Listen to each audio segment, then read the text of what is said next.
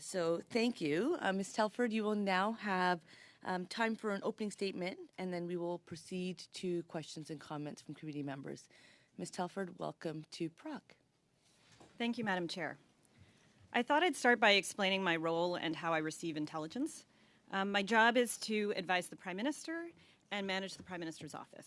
A key part of my role is ensuring he receives advice and information from all parts of government so that he can make the best decisions possible. This includes briefings from the National Security and Intelligence Advisor, the NSIA, and other intelligence officials. I am usually with the Prime Minister for these briefings. Sometimes we receive these briefings in secure settings known as SCIFs. That stands for Sensitive Compartmented Information Facility. All of our phones and electronics get locked up by the elevator and don't enter the floor, let alone the room itself. Other times, the NSIA will request that I read a document that is brought to me by a CRO, a client relations officer. The CRO hands me the document, supervises me while I read it, and takes it back.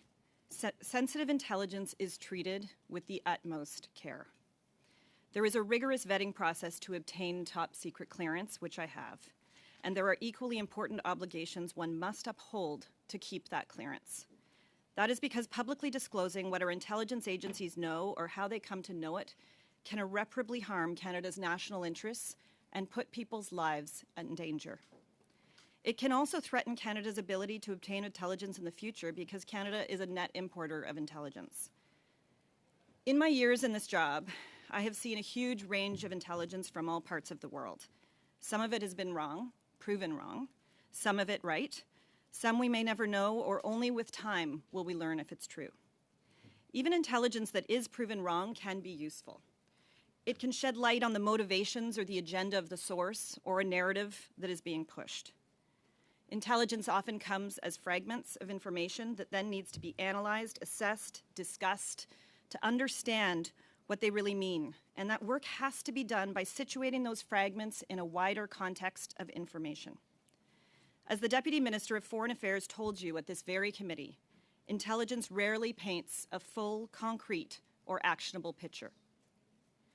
Depuis 2015, Since 2015, our government has strengthened the measures that protect our institutions against foreign interference. I can confirm with certainty that it has always been a priority and that we have undertaken concrete actions on this file. It is therefore important to take a moment to look at the work that we have accomplished. In its 2015 platform, the Liberal Party had promised to create what is today the National Security and Intelligence Committee of Parliamentarians. He, as an MP under the Afghan detainee issue under the Harper government, Prime Minister Trudeau noted the need for some MPs to have access to classified intelligence, which was not the case previously. That is why our government passed a bill to create this committee. For 6 years now, MPs of all stripes have received, with a top secret security clearance, examine classified intelligence, study it independently, and report on it publicly. And the committee is now working on a review to assess the state of foreign interference in federal electoral processes, among others. The threat of foreign interference has evolved since 2015. We saw what happened during the American elections in 2016 and the French elections in 2017. So to better protect our federal elections in 2019, the government established a public protocol for major electoral incidents. And this protocol was part of our cross-government plan to protect Canadian democracy, which was launched in January 2019. The protocol, which is administered by senior public servants with access to classified information on national security, determined that the elections of 2019 and 2020 were held freely and fairly. In 2019, we also established an office to monitor national security and intelligence activities. And the office will examine our security and intelligence agencies to assess foreign interference before and after the last two elections. We also created the mechanism for rapid response and the working group on security and intelligence threats targeting elections. Both of those help us manage foreign threats affecting our democracy and to counter them. As the Deputy Minister of Foreign Affairs told you, the tools to fight against foreign interference are more and more numerous. By May 23rd, former Governor General David Johnston will provide us with his recommendations on the matter. He will have unlimited access to classified documents to do his work. And of course, we already know that we will accept these recommendations. The Minister's office was told about specific intelligence and what we did as a result. I will do my best to answer your questions. At the same time, I must respect the law and the same boundaries as the Director of CSIS and the NSIA did when they appeared before you. These constraints are exactly why NSICOP was created. But what I can say here is this. When we receive intelligence briefings of any kind, we don't leave any stones unturned. We usually start by asking a lot of questions. Questions like, how credible is the intelligence? Who else has been briefed? Who else needs to be briefed? What decisions are in front of decision makers? What actions have already been taken? What actions can be taken? And what authorities are needed to take them? Very often, they are not within the Prime Minister's or Cabinet's authorities.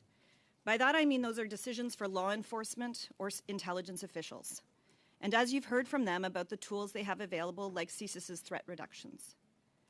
All that being said, if there are actions to be taken to protect national security, we do not hesitate. Let's remember that foreign interference threatens all democracies. It comes from many authoritarian states, like China, Russia, and Iran. It targets all aspects of society, our communities, particularly diaspora communities, our universities, research institutes, all levels of government, and all political parties. It is not a new threat, but it is an evolving threat. It is a threat we will continue to do our utmost to guard against. I want to end by addressing the debate around my appearance today and whether I am the right person to appear before you. I am a consumer of intelligence, not the one who briefs on intelligence. The NSIA is the person who directly reports to the Prime Minister on these matters. On top of that, for all the reasons outlined today, these matters are extremely sensitive, and the law limits what I can talk about in this public setting. Ultimately, I have accepted this invitation because I want Parliament to work. I've devoted most of my professional life to getting people involved in politics, to run for office, to advance the causes that they believe in, and to make a difference in their community and in their country. That's why I'm here, and I believe why we're all here. Protecting our democracy is one of the most important things we can do and one of the most important parts of my job. Campaigns, politics, and democracy are all about people expressing their rights and electing who represents them. I will always fight for these rights and defend against any attempts to undermine them. And with that, I will do my very best to answer your questions.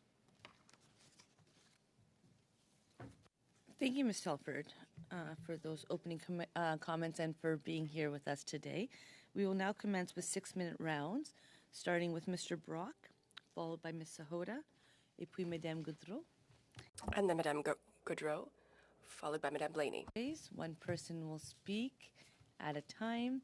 And Mr. Brock, the floor is yours. And I'll just give a quick reminder that this is Procedure and House Affairs Committee. It is not a courtroom. So if we can provide some time to ask the question, make the comment, and some answer, that allows our interpreters to work best.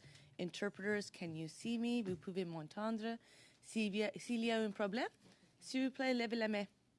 Et je vais arrêter la rencontre pour que vous pouvez faire le travail qui est très... Please raise your hand if needed so that we can continue your important work. Thank you so much, Madam Chair, and good afternoon, Ms. Telford. Thank you for your attendance today. Ms. Telford, did the Prime Minister receive a series of briefings from Canada's National Spy Agency beginning in January 2022 on Beijing's election interference, specifically in the 2019 election? I believe you received from the National Security and Intelligence Advisor and from the Privy Council Office a listing of briefings that the Prime Minister has received on the subject. Yes, you're referring to the document that was undertaken by the National Security Officer Jody Thomas, on March the 1st of this year that we received this morning at 10 o'clock in the morning. And I've looked at this, and there's no indication about any briefings in January of 2022. But noteworthy, the commentary on the beginning of page number 1 indicates the list is not exhaustive, as the records are not complete in all cases. And this only represents formal briefings as opposed to informal briefings. So I'll ask the question again. Did the Prime Minister receive a series of briefings beginning in January 2022 on Beijing's election interference in the 2019 election? Yes or no? I think, Madam Chair, the answer may have been given in the question, which is that in the preamble in the memo, it talks about how there's all kinds of conversations that go on about some of these topics that can't all be captured in terms of formal briefings, and you have the list of formal briefings that are provided in the memo. So I could take that as a yes, that he would have received some informal briefings in and around that time frame, January of 2022, as reported by Global News on November the 7th of 2022.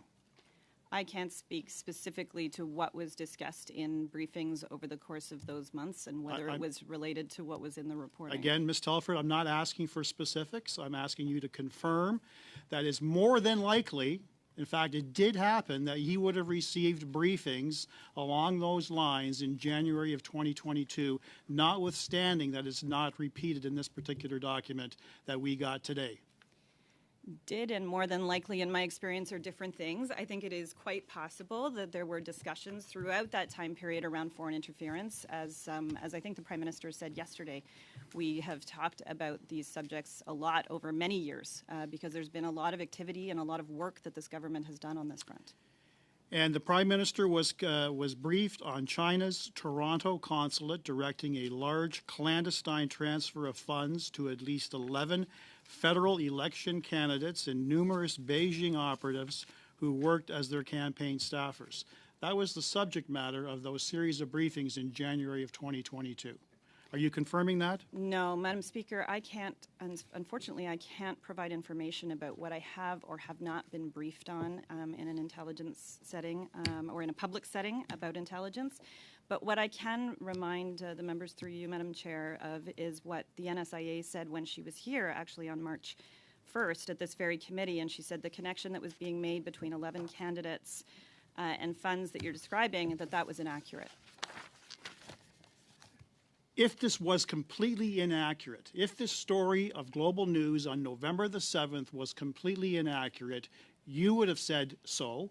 Your Prime Minister would have said so. Your members of Cabinet would have said so. So I'm asking you specifically, apart from the issue of clandestine transfers to 11 candidates, the other subject matter of those briefings, is that false? Is that inaccurate in any way? I'm sorry, you might have to clarify the question, Madam Chair. You've highlighted that there was an issue with respect to the Prime Minister never receiving any information respect to the transfer of monies to specific candidates. Mm-hmm. I'm talking about the broader description of evidence and intelligence that was shared with the Prime Minister in a series of briefings in January 2022, as reported by Global News. Is that inaccurate? So, Madam Speaker, I can't speak to the reporting that Global News spoke about. I can speak to my experience, which is that there have been a lot of conversations over many years. It's why all the different mechanisms that I outlined were put in place leading into the 2019 election and the 2021 election. There were further steps taken in between those two elections. Thank you. Did the Privy Council Office prepare a document entitled Special Report, date stamped January 2022? Yes or no? I can't speak to that. Why? Because I'm not sure what document you're referencing. If you can give me some more information, I probably still won't be able to confirm whether or not it's something I saw, but I'd be happy to try. It was reported in the Global News of March the 8th. It was reviewed by Sam Cooper, the reporter. It was date-stamped and finalized, suggesting it was intended to be read by the Prime Minister and senior aides, including yourself. It was derived from 100 CSIS reports from investigations beginning in January 2019 and produced by the Intelligence Assessment Secretariat, a division of the PCO. It was a part of a series of briefings beginning in January 2022, again confirming the large clandestine transfer of funds earmarked for the federal election from the consulate in Toronto, which transferred that funds to an elected provincial government official via a staff member of a 2019 federal candidate. You are responsible ultimately for the PCO. The PCO is the arm of the Prime Minister. It's his own department. They report to you. You control the PMO. Are you suggesting that this special report, as prepared by the Intelligence Assessment Secretariat, did not occur? Okay, Ms. Telford, sorry, before I continue, I think as members of Parliament, we've all served in the House. And when you suggest you are referring to the chair in this role. Yes, I Mr. am. Prock, you are referring to me. No, I'm not referring to you. I did Through not- you, Madam Chair. I was hoping so. I Through did not you. hear those important through you two Yes, thank words. you. But I did appreciate for the most part the exchange. And I think it was nice that we were able to let pauses so the interpreters can do their work. But if we were going to be at a spot that we are perhaps putting words in other people's mouths, then I need us to go through the chair. Right. Madam Chair, will you allow the witness to answer the question? It will be coming out of possible later time, but yes, I would love to do that. Ms. Telford. So I should answer now? Okay. I just want to clarify because you, through the chair, the member was asserting a number of things about what I do, and I want to go back to what I said in my opening statement about my role. The Privy Council office does not report to me. I manage the Prime Minister's office. I do, however, work very closely with the Privy Council office, and there's some extraordinary public servants in there, including one who reports directly to the Prime Minister, the National Security and Intelligence Advisor. And I want to remind the room again, Madam Chair, of what she said, which was that the connection that was being made between the 11 candidates and essentially much of what you're saying there was inaccurate. Thank you, and I appreciate you keeping that brief because I do try to make sure that the time of the question answer are the same. And I will now proceed to Mrs. Sahota. Thank you, Madam Chair. First of all, thank you, Ms. Telford, for coming here today. I still hold the belief that staff should not be the ones that are held accountable, but I want to thank you for taking the time out to come today to make Parliament functional. It's important to see that you've done that at many times during your time here as Chief of Staff, and not many others have ever done that. So I think that goes to show that you are a leader. However, I think some of the things that have been implied, which you've clarified, the fact that a Chief of Staff controls PCO is untrue. And you've, in your opening remarks, made it quite clear that many times as the consumer of intelligence, you do your due diligence in terms of finding out what has been done, what can be done, and whether you even within the Office of the Prime Minister, anyone has authority to do so. And so I think that is really important. And maybe we can get to some of what Mr. Brock is trying to get at. And I think perhaps what we need is a better understanding of how you get briefed on intelligence, and specifically what type of intelligence is brought to your attention, by whom is that intelligence brought, and what happens exactly in specific circumstances when you receive that.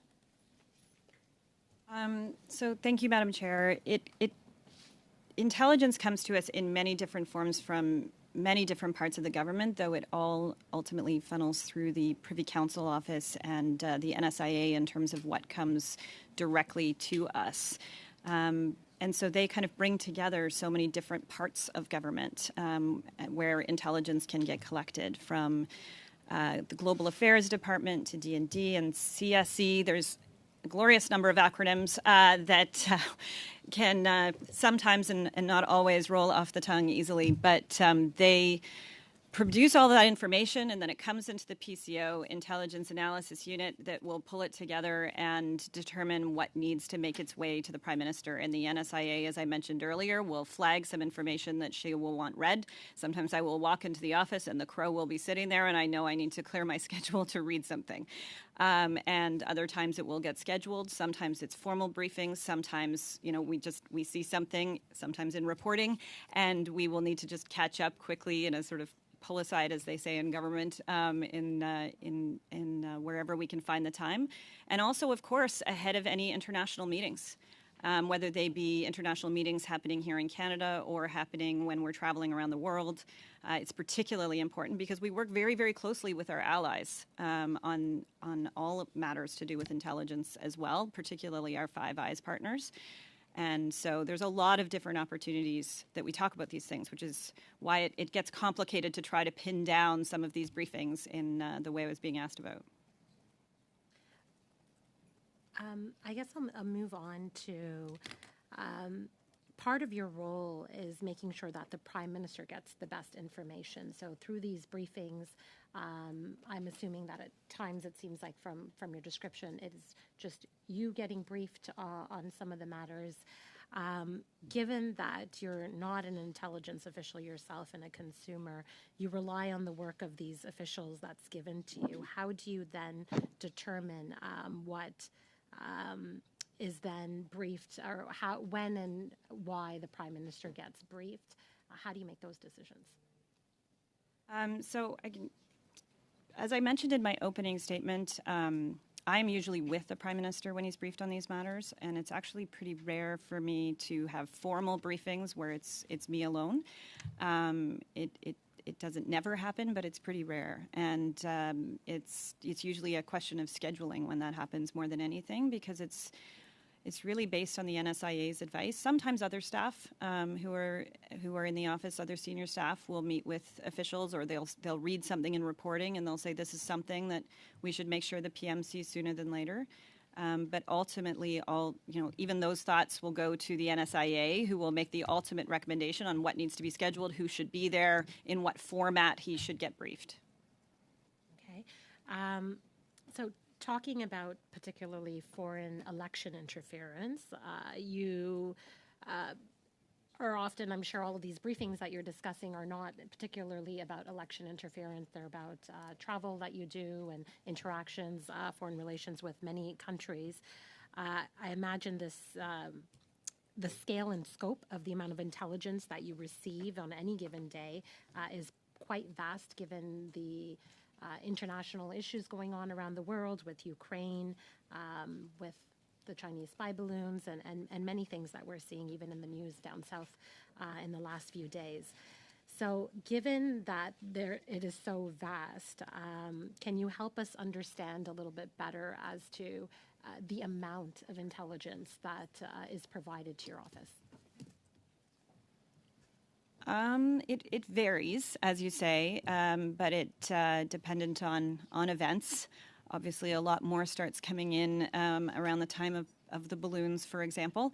And certainly in the lead up to, as has been publicly spoken about before, and of course following the invasion of Ukraine, there's been all kinds of intelligence that came in much more increasing volumes. And so, it really does depend on the events, but there have been many events, as you said, in the last number of years.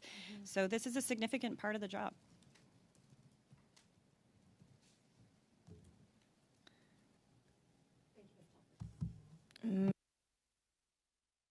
Maintenant, on continue avec... And now we are continuing with Madame Gaudreau. Since we have two official languages, you may choose to speak in the language of your choice. Ms. Telford, I know you speak French very well, but we don't have a lot of time. So I just wanted to let you know you may choose the language of your choice. Madame Gaudreau, you have the floor. Thank you, Madam Chair. And thank you, Ms. Telford. Since I have little time, Madam Chair, my questions will be very short, and we already have at the outset a few pieces of information.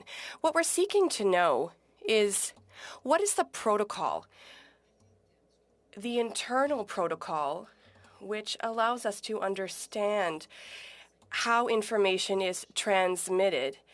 Can you give us a little bit more information about the protocol?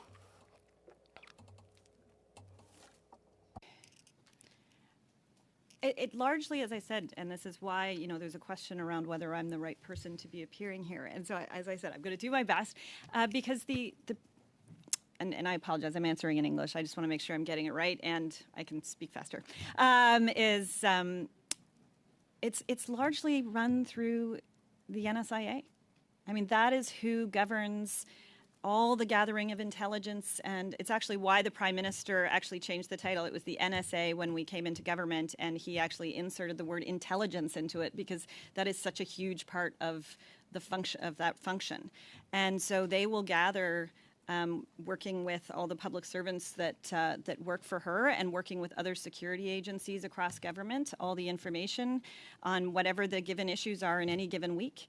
There's weekly briefs, there's daily briefs, there's informal briefs, there's formal briefings. It really depends on what's going on in the world. Merci beaucoup. Thank you very much. My question is even more specific, Madam Chair. Given that the advisor, the NSIA, is there to guide you and inform you of what is urgent and important, my question is, what are the criteria? What are the signals that allow us to know that, as you say, Madam Chair, as Madam Telford said, that there's a red flag, that we need to be concerned? What are the criteria about for the NSIA's advice? Asked to her, I can't remember now, having read her testimony here, whether she answered a question like that, but it's usually, at least in terms of what makes its way to me. There may be things that don't make its way to me that should, or to the Prime Minister, but I can't speak to what I don't see. But what I do see, it's usually pretty self-evident in terms of what is of importance. It's relevant. It's an interesting question, but it really is Justement, pretty self-evident. Madame la Présidente, Well, Madam Chair, I'm just going to flesh that out by saying, the criteria are to allow us to know who is responsible for knowing when it's a time where there need to be a validation of the processes established that maybe didn't work, of the urgency to take action, because to respond to the visit by Madame Thomas, she said that the information was transmitted, but we want to know, where is the information? How is it that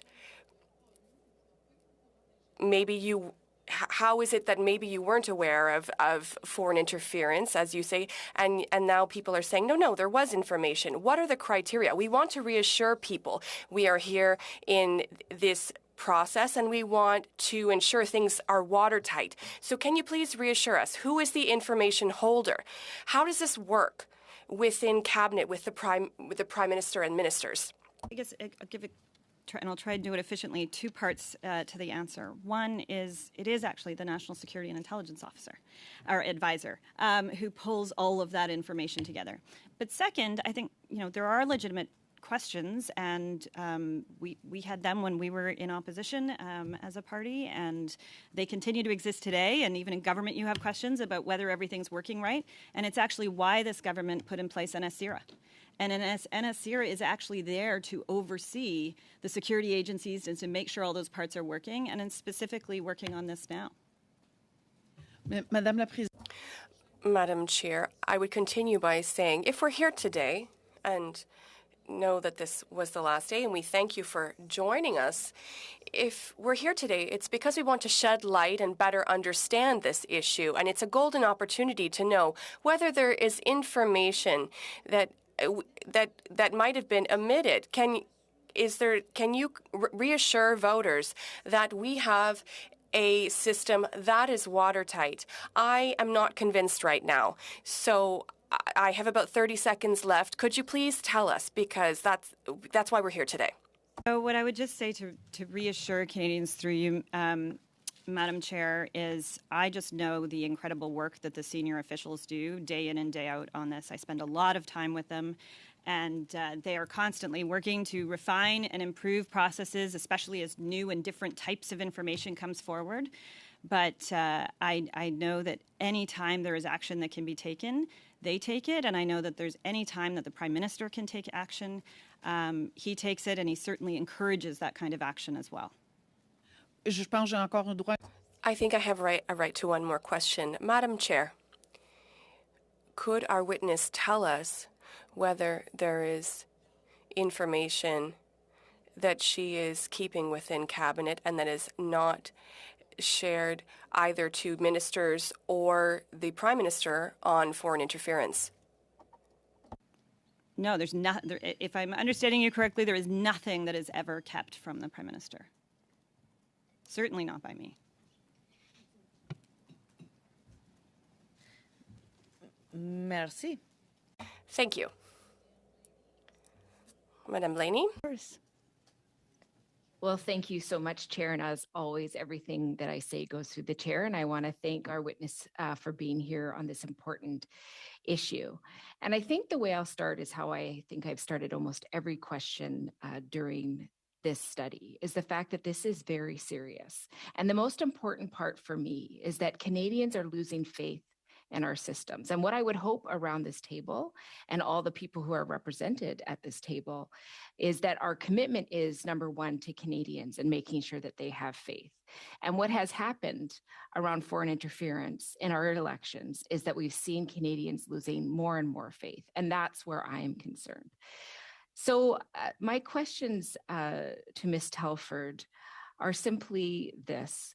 We have seen the Liberal MPs in this committee repeatedly point out that the Mahura Arar public inquiry was really effective on shedding light on intelligence leaks and providing Canadians with transparency, even when the government at the time was providing misleading information regarding Mr. Arar. Given that even your former colleague, Gerald Butts, has called for a public inquiry, do you think one is needed? I think, as I mentioned in the opening statement, that for the very reasons you set out, in terms of the importance of this issue, the seriousness of what we're talking about, they need also to take it out of the partisan arena, and that it's an extremely complex issue for some of the reasons I laid out and for a number of other reasons I'm sure you've touched on in committee over time. That this is why the Prime Minister walked through a number of actions he took, and a number of different follow-ups that are ongoing as we speak. As I just mentioned in a previous answer, there's NSCRA. So sorry to interrupt. I certainly don't want to hurt the interpreters because they are very important to us and provide the ability for us to do our work. So I'm just, it seems to me that you're not interested in really answering the question, because what we're seeing is more and more distrust from the Canadian public. And I think a public inquiry would make a difference, because then people would see it come out of the partisan sphere. And right now it's having to stay in the partisan sphere because action is not being taken. So I'm just wondering, have you ever advised, through the chair, of course, the Prime Minister against launching a public inquiry? And if so, why? So let me try again on answering your question. I was certainly trying to. I think a lot of people look at the what's become known as POIC, the public inquiry that went on last fall in response to the Emergencies Act, and saw it having worked as another example. You spoke about another inquiry and said, why not do this? And there have been many discussions on this front, as you know, at this committee and in many other forums, including in our office and with the Prime Minister on this. And where we were able to come down as quickly as we could in our advice to him and in terms of the steps he then took was that we actually needed someone, and actually this is the same thing, interestingly, that the previous government did when they appointed former Governor General David Johnston to do a similar task, was to figure out what was needed. Where were the gaps between, as I was starting to mention to you, NSCRA and NSI COP? What were they not able to cover? What did the public still need beyond that to ensure that we are instilling the confidence in them that they deserve to have in our institutions? Because that's extraordinarily important to us. And ensuring that the right mandates are created, that the right kind of, whether it's an inquiry or something else. And as I said in my opening statement, the Prime Minister committed to follow through on whatever the recommendations are that come out of the Special Rapporteur on this. It's not clear what the question should be. It's not clear what body is best to look at it given the sensitive nature of the information. POIC, yes, looked at some security information. This is almost entirely national security information. So figuring out how to do that is a task that he's actually going to be reporting back within a few weeks. And I hope we can wait for that so that we can then take those responsible next steps. Thank you so much, Ms. Telford. And through the chair, as always, could you just clarify, were you informed last year about the Chinese government funding at least 11 Liberal and Conservative candidates in the 2019 federal election? So, Madam Chair, I will repeat again what I've said a couple of times to members from the opposition, which is what the NSIA said when they were previously here at committee. I don't have information beyond being able to say this, and I thought this was pretty definitive, that the connection that was being made between these candidates and the funds was inaccurate. Okay, so I'm sorry to be upsetting you on these questions, but the Prime Minister said, let me be clear. I do not have any information, nor have I been briefed on any federal candidates receiving any money from China. So it feels like we got a clear answer, and I'm not getting that clear answer from you. So I'm just trying to understand this. It doesn't seem to make sense. And, you know, I am not one to bring in staff members lightly. I take the role of people who are in charge really seriously. However, every time we turn around, it feels like there's another article, there's another thing coming out, and this slippery slope of information coming in and out and not being clear is leading people to distrust. So can you be as clear as the Prime Minister seems to be? Because Canadians are not having faith in the Prime Minister or in these roles, and it worries me. So can you make sense of that? Madam Chair, it sounds like the member thinks that the Prime Minister was clear on this. I think the Prime Minister was clear on this. I agree with what the Prime Minister said. So I'm not really sure how to add to that, because it sounds like if I'm adding to that, I'm actually confusing matters. So I agree with what you're saying, or what's being said. That's my time. Thank you. Thank you, Mrs. Blaney. We will now enter to the second round of questions, and we will start with Mr. Cooper, followed by Ms. O'Connell, suivi par Madame Normandin, Followed by Madame Normandin and then Madame Blaney, Mr. Berthold, and Madame Romanado. Thank you very much, Madam Chair. Thank you, Ms. Telford, for appearing. Ms. Telford, through you, Madam Chair, Mr. Brock provided the context of the special report, date stamped January of 2022. So now that he has provided that context, can you confirm that the Prime Minister received that document, and did he read it? So in terms of the specific document that you're referencing that was mentioned in reporting, sorry, Madam Chair, that and that the previous member was mentioning, I can't speak to whether or not we've been briefed on any specific documents or any specific subjects. But taking a step back from that and to the member's second part of his question, of course the Prime Minister reads any documents he does receive. Thank you, Madam Chair. Ms. Telford, when was the Prime Minister first briefed about Beijing's election interference in the 2019 election? When? So you've received from, Madam Speaker, the committee has received from the NSIA the list of formal briefings that was put together as best everybody could in terms of formal briefings on subjects to do with election foreign interference. Ms. Telford, respectfully, through you, Madam Chair, I'm not just asking about formal briefings. I'm asking, when did the Prime Minister become aware of Beijing's election interference in the 2019 election? Just the date, please. It's been 5 months. It's been repeatedly asked. You're the top official in the Prime Minister's office. Canadians deserve to know when he first learned about it. Could you please answer? Madam Speaker, I would just Madam Chair, I would take a step back and just say this has been an ongoing conversation over many months and years as to what prospects were of potential foreign interference. It's why these different organizations were in place. It's why there was a report that came out of the 2019 campaign or election. Again, Ms. Telford, I want to be clear that Canadians deserve a date, so maybe to provide some, provide further clarity, the Intelligence Assessment Secretariat of the PCO prepared a daily foreign intelligence brief dated February 21st, 2020, in which that document has been produced to this committee, a heavily redacted version of that document. It speaks of, quote, subtle but effective interference networks in the context of Beijing and its interference in the 2019 election. It speaks of, quote, investigations into activities linked to the Canadian federal election in 2019 reveal an active foreign interference network. On what date did the Prime Minister receive this document? I could not tell you what date he did or didn't receive a document. Did the Prime Minister receive that document? I don't have that information in front of me in terms of that specific document you're holding. You don't have any information about that document. Now, it was a daily and foreign intelligence brief through you, Madam Chair. It was a daily foreign intelligence brief. Ms. Thomas said that it would have been in the Prime Minister's daily reading material. Would she be wrong? It may have been. I am not suggesting she's wrong. It's that I can't speak to where he was that day. Sometimes briefs come in a whole bunch of different formats because those kinds of pieces of information are not just floating around.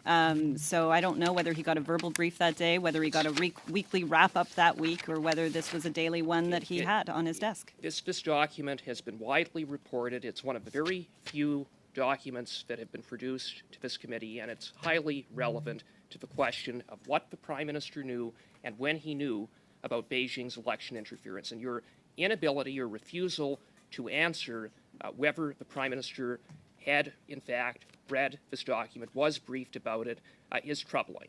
It doesn't inspire confidence. In fact, it invites suspicion. And perhaps your unwillingness to confirm that is because, as Global News has reported, that document spoke of, quote, foreign interference networks in the Greater Toronto Area that implicate at least 11 candidates in the 2019 election, that Beijing's Toronto consulate was involved, and that it involved the clandestine transfer of funds.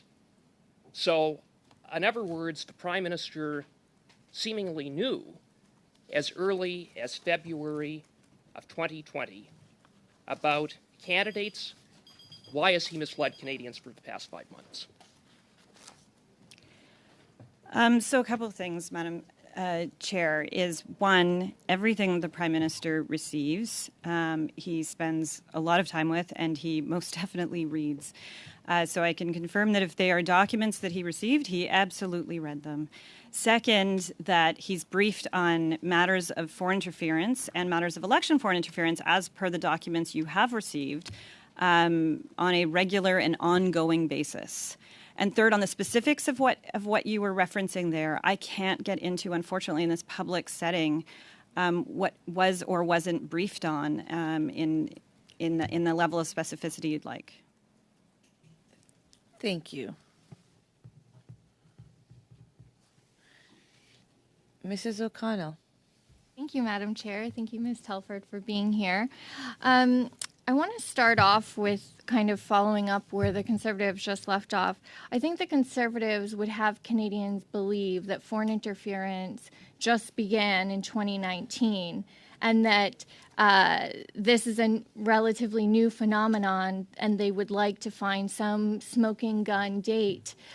In fact, in your answer, Ms. Telford, you talked about the fact that foreign interference is ongoing, and that's why there are several briefings on the topic. In addition to that, members of the House would have actually received the 2019 NSICOP annual report that talked about foreign interference, so they can look at their own dates in terms of when they were notified. But I want to get to the issues around foreign interference, the fact that it's not new. And you mentioned in your opening statement the fact that Canada is a net importer of intelligence. We can look at the situation that's happening in the U.S. right now. They're having very similar debates about foreign interference and national security information being in the public realm.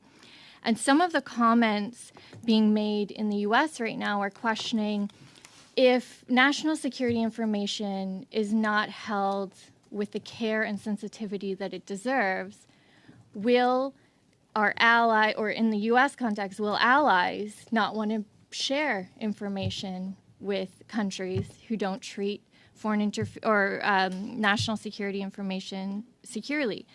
As Canada is a net importer of intelligence, the requests from Conservatives to have unredacted documents, to share details of national security information, details of briefings, would that not pose a significant risk if Canada no longer took the strong and firm approach to handle national security with the utmost care and sensitivity that it deserves? Would that put us in risk of not receiving intelligence from, for example, our Five Eyes allies? Thank you, Madam Chair. And that is why I raised it in the opening statement, that is something that we have to always be guarding against and careful about. We have to treat this material with care, both because it can put lives at risk, most importantly, because it's in Canada's national interest to keep this information protected, but also because of the impact it could have in terms of relationships with allies who we share intelligence with and who we receive intelligence from. And it's actually one of the reasons that the government put into place NSICOP, because it was actually something we looked at our allies, many of whom already had organizations like that. And it was something that the government, before the current government, did not put in place and did not take any steps on this front, despite having been embroiled in the Afghan detainee issue, which I spoke to in my opening statement as well. They just continued to provide information or continued to refuse to provide information to the House when the House was looking for it then. And it was having lived through that experience that the Prime Minister made the commitment in the 2015 platform that we needed a body like NSICOP. And then some time was spent actually working with allies and learning from allies on how to put that together properly and in a way that could even be improved on from their own experiences before it was launched, I think, midway through the first mandate.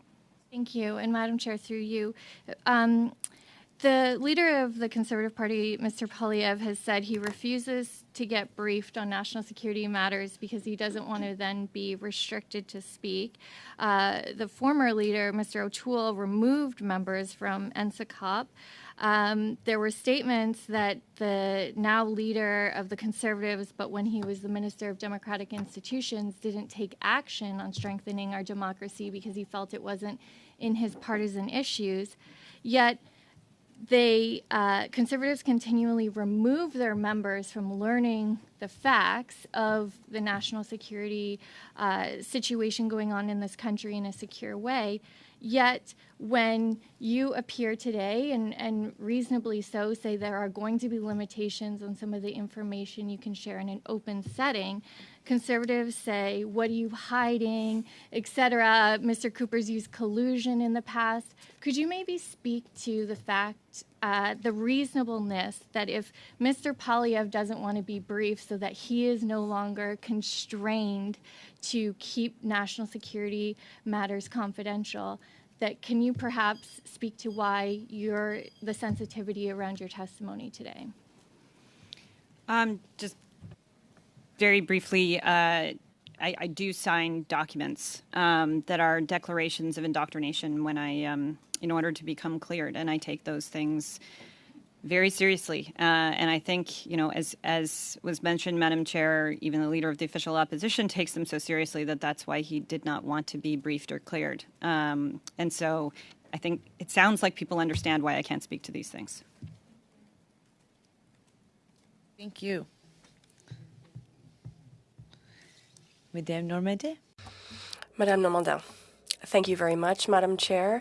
Madam Telford, I'd like to come back to a response that you gave to my colleague, Madame Gaudreau, through you, Madam Chair. You mentioned that when information is received, the criterion that is used to know whether it would be transferred to the PM is obvious. You see it in the information, whether it should be sent or not. Would that follow under what is evident, for example, ridings that receive money directly or indirectly from the Chinese consulate in Toronto? So I will go back again, either to, as one of the other members of the opposition said, the Prime Minister's words or the NSIA words to this, in the NSIA's case, it was to this committee, or the Prime Minister's words in the House or publicly, that the connection being drawn between those candidates and those funds is something that hadn't been briefed on and wasn't accurate in terms of how the reporting was. And the reporting evolved over time as well, I would just note. But it would seem that it's information that would deserve being transferred to the PM, would it not? Thank you very much. You mentioned also earlier always being present or nearly present when the Prime Minister receives information. In this case, were you present when this information was transmitted, whether it was by document or by informal meeting, because you said it was not a formal from February 2020. Do you recall being present with the Prime Minister when the information was transmitted? So, Madam Chair, if we're talking about the information that I just talked about being inaccurate, then there wasn't such a meeting to be present at. But as I said in my opening statement, I am usually there when he's being briefed. There are times I'm not. When he's traveling and I'm not on that trip and he's getting briefed directly, then I'm not getting briefed at the same time, and those would be some of the rare occasions where I would be getting briefed separately. But in terms of the specific that you're referencing, it doesn't, there's nothing more I think I can say on that. Okay. But nevertheless, when you receive information and when you consider that it is inaccurate, the information is still received. Do you recall receiving the information and then deemed it incorrect afterwards? No, I think some of that is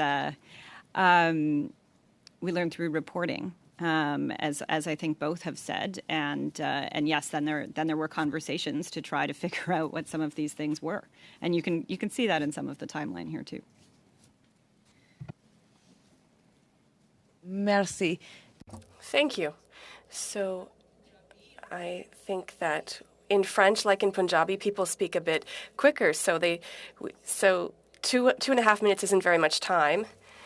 But I didn't want to interrupt. But if you could speak a bit more slowly, I think Madame Gaudreau and others, just to let you know that I understand that there are sometimes more words that need to be used, so I will give you a bit more time. But for the interpreters, if you could speak a bit more slowly, I will work with you if we could do so next time. Does that work? Okay, thank you very much. Madame Blaney. Thank you so much, Chair. So my question again returns to the lack of trust that we see in Canadians having for our institutions, and that it's really been shaken by these allegations. So should the current rapporteur, David Johnston, recommend against moving forward with a public inquiry in May, do you think, Ms. Telford, that Canadians will accept that? Do you see any scenario where not moving forward with a public inquiry will help? I think I don't want to presume on what the special rapporteur is going to recommend, and the government and the Prime Minister has committed to following through on the recommendations and to when they come forward, and it's not very long from now, so I think we need to make sure that we follow through on that as expeditiously as possible, so that we can all together across all parties build trust and continue to build trust in what is a troubling issue for everybody. We all should be working on this together. So, I think you mentioned earlier in your testimony through the chair, of course, a past example where there was a rapporteur that was set up in place before an inquiry. I just want to be clear that in that case, the terms of the inquiry was the focus of the rapporteur to actually look at what those terms would be and how they would be followed. So right now, the process that's happening in Canada is sort of we're giving a broad brush to a rapporteur to just sort of tell us what to do next. It seems like that's the take of the government.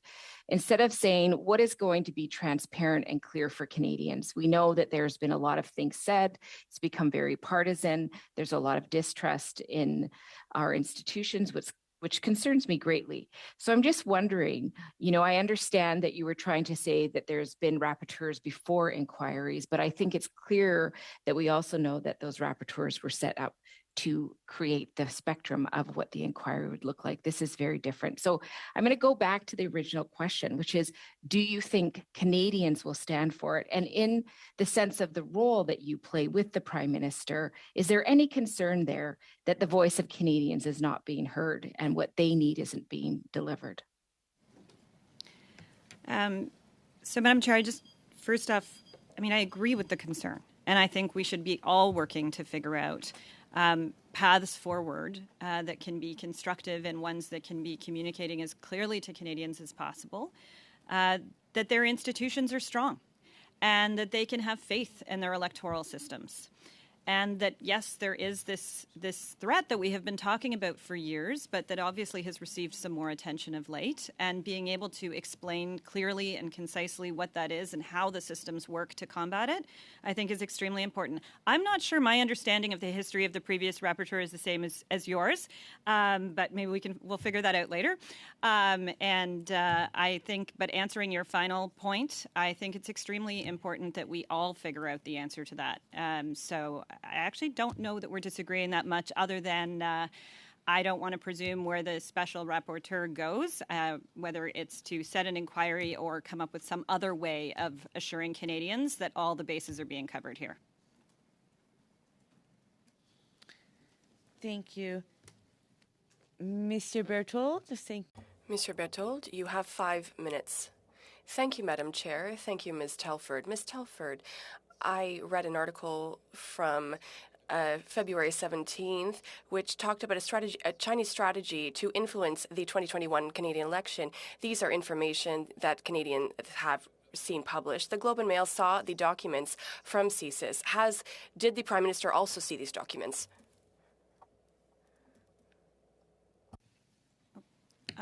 I can't, unfortunately, speak to specifics of what the Prime Minister has or has not been briefed on in all of this. But as I said before, in taking a step back from the specifics of your question, the Prime Minister has been briefed regularly and gets information in a variety of different ways on what was happening around election interference in the last 2 elections.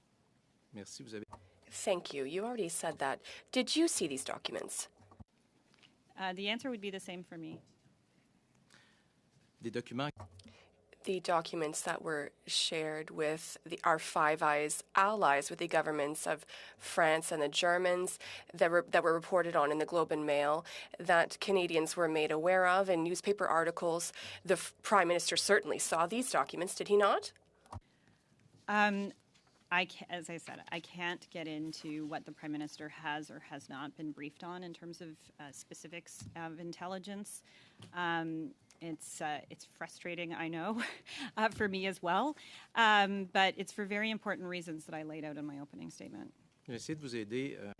I'm trying to help you, Ms. Telford. In the days that followed the report in the February 17th by the Globe and Mail, the Prime Minister himself said in response to questions on these documents, "We are very concerned by the leaks, particularly because there is so much inaccuracy in the leaks." So the Prime Minister himself commented on the content of this report. What revelations by the report of February 17th were inaccurate, as the Prime Minister said?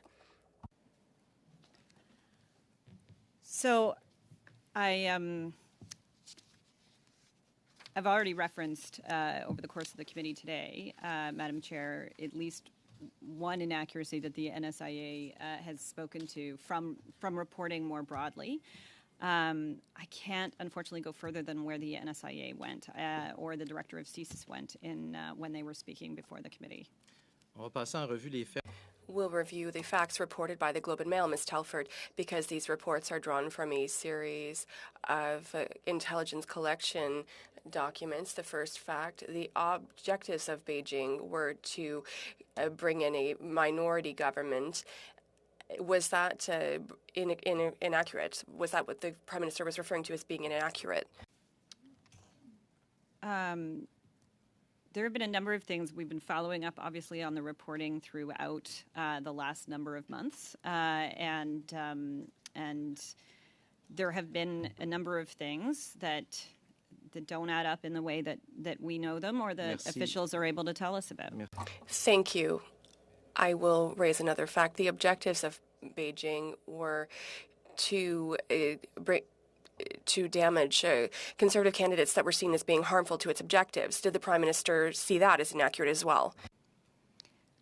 I would take a step back to where Canada was in its relations with China going into the 2019 and 2021 elections. They were probably at their lowest point. Madame Telford. Ms. Telford, the question was, this is something that I didn't want to do, but the time for interpreters will not be taken out of your time. I will give it to you. If we could take a bit more time and continue as we are doing, I think that would be very good. So I understand very well that you have questions, and I have both official languages. My first language is Punjabi. It takes a bit longer to say things in that language, so I know you don't speak it, but you speak French. So I will give you time. If you could not interrupt, that would be better. Is that okay? Okay. So, Madame Telford, Beijing's tactics were given cash donations to those. Was that deemed inaccurate by the Prime Minister? Well, as it relates to the stories around the 11 candidates, I think you've already heard me repeatedly, Madam Chair, talk about how both the NSIA and the Prime Minister have spoken to that and to where they saw a gap and an inaccuracy in the reporting. Beijing was asking companies to hire international students and to have them hired on summer election campaigns. Was that deemed to be inaccurate by the Prime Minister? I can't get into going further than they did. I can, in terms of the NSIA, the director of CSIS, the many other experts that have come before you on these issues. Two last questions, Madam Chair. Some political campaigns were seeing a difference between the donation and the amount reimbursed. Is that deemed inaccurate by the Prime Minister? I would just say on matters related to fundraising and donations, Madam Chair, and I think all members here are very familiar with this. I certainly am from my days as a past campaign director. There are very robust election finance laws in this country, and actually they were made even more robust and transparent under this government. And if there were concerns there are methods to investigate any fundraising anomalies that are seen or alleged to have happened. Merci. Thank you. Thank you very much, Madam Chair. Madam Telford, the Prime Minister is very quick to reveal when information is false. And there is another thing that I would like to talk about in the article. The diplomats from the Beijing consulates, including former heads of consulates, were made statements that were false. Did he deem this inaccurate when there was so much inaccuracy in these articles that he commented on the report, the CSIS report himself, and you refused to make any comments on them yourself? Madam Chair, I appreciate that we are now quick to respond to things when I thought we had been told many times we have not been quick to respond to things in the past. And part of the reason we haven't always been able to be as quick as, boy, we wish we all could be in responding to questions on this is because this information and this subject matter is just so very important, that it's so important, as I said in the opening statement, that when you're getting fragments of information, not only to figure out what those fragments are and where they situate, but to put them into a broader context. And being able to figure out what you can and can't say publicly is not something that I should be sitting here doing. And that's why I set out in the beginning, I've got to respect the boundaries that were set by the National Security and Intelligence Advisor and the Director of CSIS when they were here before me. Merci, Madame. Thank you, Madame Telford. Ms. Romanado. Thank you very much, Madam Chair, and through you, I'd like to thank Ms. Telford for being with us today. I just want to highlight a couple of things that I heard today, and I want to reiterate there's a big difference between a willingness to share information and a capability to share information. And Ms. Telford, you've explained multiple times it's not a lack of willingness, but in terms of national security issues, we cannot share this information. You also, in your opening statement, explained a little bit about the impact of that, and my colleague, Ms. O'Connell, referred to that with respect to our relationship with our Five Eyes partners. The issue of foreign interference in elections is not something new. This is something that New Zealand is looking at right now in terms of their elections. This is something that's happening around the world. We saw this in the presidential election in 2015, questions about that. You did mention the importance of being able to share that information and receive that information from our Five Eyes partners. But you also said something that was really important to me. As you know, my son is an intelligence officer in the Canadian Armed Forces. So I know full well the importance of maintaining information that does not belong in the public sphere. And to do so, and I will put in quotes exactly what you said, it puts lives in danger. We created the NSICOP Committee of Parliamentarians, and I've looked at those who sit on this committee, and I have full confidence in the members of NSICOP that are from all of our parties, including a retired colonel with over 25 years of service who sits on this committee, and I have the full trust in his capability to look at something like this. Given the measures that the Prime Minister has taken through various tactics, whether it be through the naming of a special rapporteur, we have SITE, we have the panel, we have the National Security and Intelligence Advisor, we have NSICOP, we have PROC looking at this. I believe also it's come up in the Ethics Committee. Do you believe that the question of foreign interference and how to detect, deter, and counter it will take multiple prong approach, given the complexity of this issue and the evolving threats of foreign interference? So a couple quick things, just on your first point of how this is not a new problem. I believe it was in the CSIS documents that were tabled sometime ahead of my appearance in the last number of days. It talked about actually how CSIS briefed us in 2015 when we first got into government. This was not new to our government, but as I said in the opening statement, it has been evolving, and this government has taken more steps than anyone has before. And actually, one of the steps, you mentioned a number of them there, and one other one that involves our allies is the rapid response mechanism that Canada actually played a leadership role because it was the G7 meeting that was in Charlevoix where that came about. And actually some additional countries have joined beyond the G7 to be part of that work. So Canada's actually been leading on this in the world, and to your point of the multi-pronged nature of this, it's why in 2019, I mentioned this in my opening as well, there was a kind of pan-governmental, whole-of-government plan to protect democracy that was introduced because it has to take into account misinformation and disinformation as well. And so the Department of Heritage is involved, and there's, many different departments and agencies throughout government have to be thinking about these things and are and have been for a number of years now, though there's obviously still more work to do. Thank you so much. And I brought this up in a previous PROC meeting. Would you say that perhaps one of the recommendations that PROC can make coming out of this study would be to make sure that members of Parliament are adequately briefed on how to recognize and mitigate and prevent foreign interference? Would you recommend that this committee suggest that members of Parliament and perhaps even their staff be briefed on what to look for, not only in election period, but in terms of our day-to-day actions? Would you recommend that members of Parliament and their staff receive some training in this regard?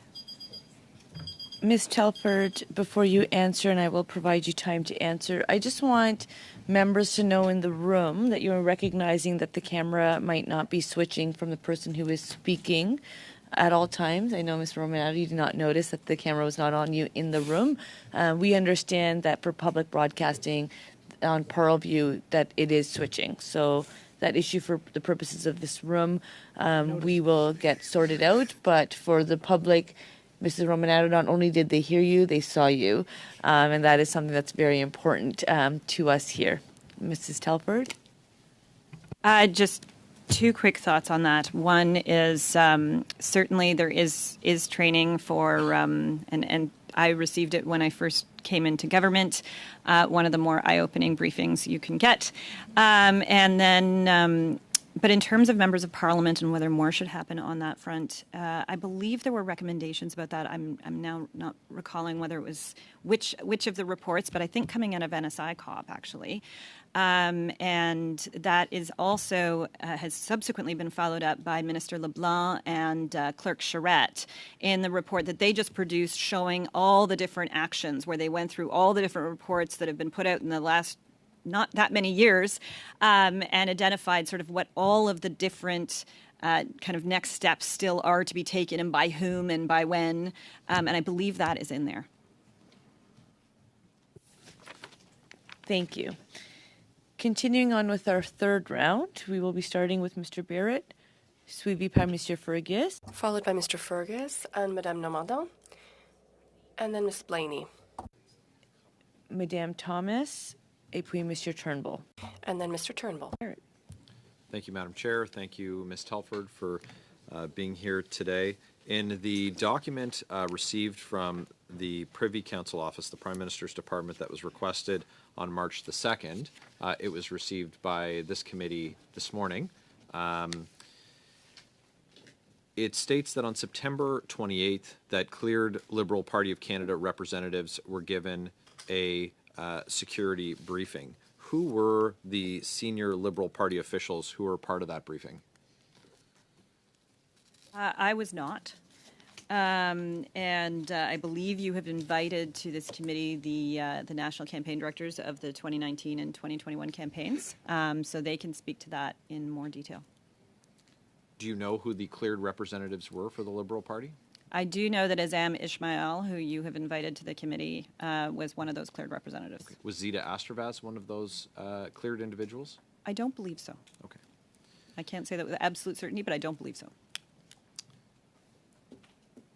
To your knowledge, has it been brought to your attention since that time that the then candidate for Don Valley North was made aware of any of the contents of any of the briefings given to cleared officials with the Liberal Party? Sorry, I'm not sure I'm following. Was he? What, did the candidate for Don Valley North, to your knowledge, was he given a readout or made aware of the contents of the briefing that was given to the cleared officials with the Liberal Party? So, Madam Chair, not to my knowledge, but I was not involved in that at all during the campaigns. I was on a full-time leave for both campaigns on the road with the Prime Minister for the whole campaign, so these were things managed by headquarters. Okay. The 25 ridings in the GTA, who would have been responsible for them, to the best of your knowledge, during the campaign on behalf of the party? I'm not sure I'm understanding again, Madam Chair. Do you mean in terms of who was kind of the campaign coordinator for the GTA? Yeah, regional organizer. I'm not even sure. I'm not the best person to speak to that. I really, if you wanted to ask me about 2015, I could help you out. But you're going to need to talk to the 2019 or 2021 campaign directors. I'm not even sure how it was carved up within the GTA. Okay, so that's not something that you would have known in your capacity on that campaign? No, I'm sure I know the person, but I'm not sure which person it was or if it was even done in the way that you're describing. Okay, and your role on the campaign was? I was on the bus, as they say, or on the plane throughout the entirety of the campaign in 2019 and 21. Would you have access to those names now if you asked? As Yes, I'm sure I could follow up. Yes. Would you undertake to provide those names, the name of the individuals responsible for the GTA during the 2019 election campaign? Could you provide those to the committee? So, Madam Chair, I can follow up on government side, though I would encourage the parliamentary committee, since you have the national campaign directors from those campaigns coming, that it's probably more appropriate to be coming from the party side. Yep, but just to be clear, you're going to... But I'll undertake, I will take it back and Thank see you very what I can much. do. So there were media reports that there was an urgent briefing given to the cleared Liberal Party officials. And it would be helpful to know, again, in that same context, we will ask the Liberal Party officials when they come what their list of cleared officials were. If you could make the same inquiry and provide that information to us, and you've indicated to the affirmative? Yes. Okay, thank you very much. That would be incredibly helpful. Because this speaks to, of course, the concern that information was made available to these officials who would then, it would be reasonably expected that they provided it to the Prime Minister, which is what you said. If you receive the information, you share that information with the Prime Minister. Yes, and, Madam Chair, I have every confidence that they would talk to the Prime Minister about anything they found out. Did you recommend to the Prime Minister against removing the candidate from Don Valley North as a candidate for election? Madam Chair, the member that's being discussed stepped outside of caucus quite recently, so I'm not sure what is being referred to. The question is exactly as stated. It's if you recommended when the candidate for Don Valley North was a candidate for election, if you recommended against his removal from the slate of candidates running for the Liberal Party. What I can say is I was never involved in a conversation on the subject. Okay. Conversations did occur. No, I'm saying I was not privy to a conversation. I don't have an answer for you on this because there was no conversation that I was part of on this subject. Excellent. Thank you. Thank you, Mr. Barrett. I will just like to confirm that as part of the witnesses who we have asked to appear, campaign managers have been invited to a future meeting, and we do anticipate that meeting taking place in the month of April. Invitations have been sent out to the 4 names that we were provided. 1 has confirmed, and we're just pending responses from the other 3, and we hope to have those soon, and we'll share that information with all members as it becomes available. Mr. Fergus. Mr. Fergus, you have the floor. Thank you very much, Madam Chair. And through you, I would like to thank Ms. Telford for joining us today. She's been speaking from the heart, and I appreciate the time that she's taking to answer our questions on national security. Ms. Telford, you mentioned in your statement something that, in my opinion, wasn't fully appreciated in many of the hyper-partisan discussions on the topic. When we are dealing with foreign interference, a large part of what needs to be done, the measures to be taken, are protected by politicians. It would be completely inappropriate for politicians to be informed. For example, CSIS transmits information to the RCMP or the Federal Election Commissioner so that they can launch inquiries. And it is not up to politicians to direct investigations. Once again, it would be completely inappropriate. In your experience, do these organizations, do they already have cabinet permission to act and use the powers and tools that are available to them? I certainly believe so. And this would be the kind of thing, again, that NSIRA, for example, or NSI COP through their different purviews, could be making recommendations on if they did see any gaps. But they certainly, law enforcement and security agencies have a number of different authorities that they do not need, nor should they have Prime Minister or cabinet authorities in order to proceed on. So just to confirm, it's not up to the Prime Minister's office to direct the activities of the RCMP or of CSIS? Absolutely not. Not at all. Thank you. The director of CSIS also told this committee that the CSIS Act provides a number of tools for CSIS to investigate foreign interference activities, adding, and if I can just find the quotation here, it is, we investigate these allegations and we use all the tools at our disposal to try to better understand, characterize these activities, and reduce the threat where possible. Are you at all familiar with these tools? Yes. Are these, can you provide that are these tools, as far as you know, satisfactory?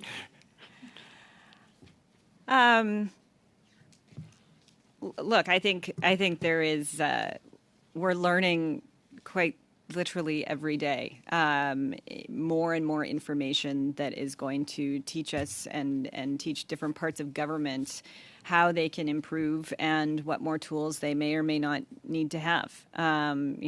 These last number of months, even just in terms of trying to figure out how to communicate to the public on some of this has been an exercise for everybody in some cases in new and different ways, less so perhaps for the political side. But I think the tools have been used more than they ever have before, is my understanding. And I think you heard that from David Vigneault when he was here as the CSIS director. And agencies are talking to each other regularly, and they brief up regularly to ministers, to Prime Minister, to each other.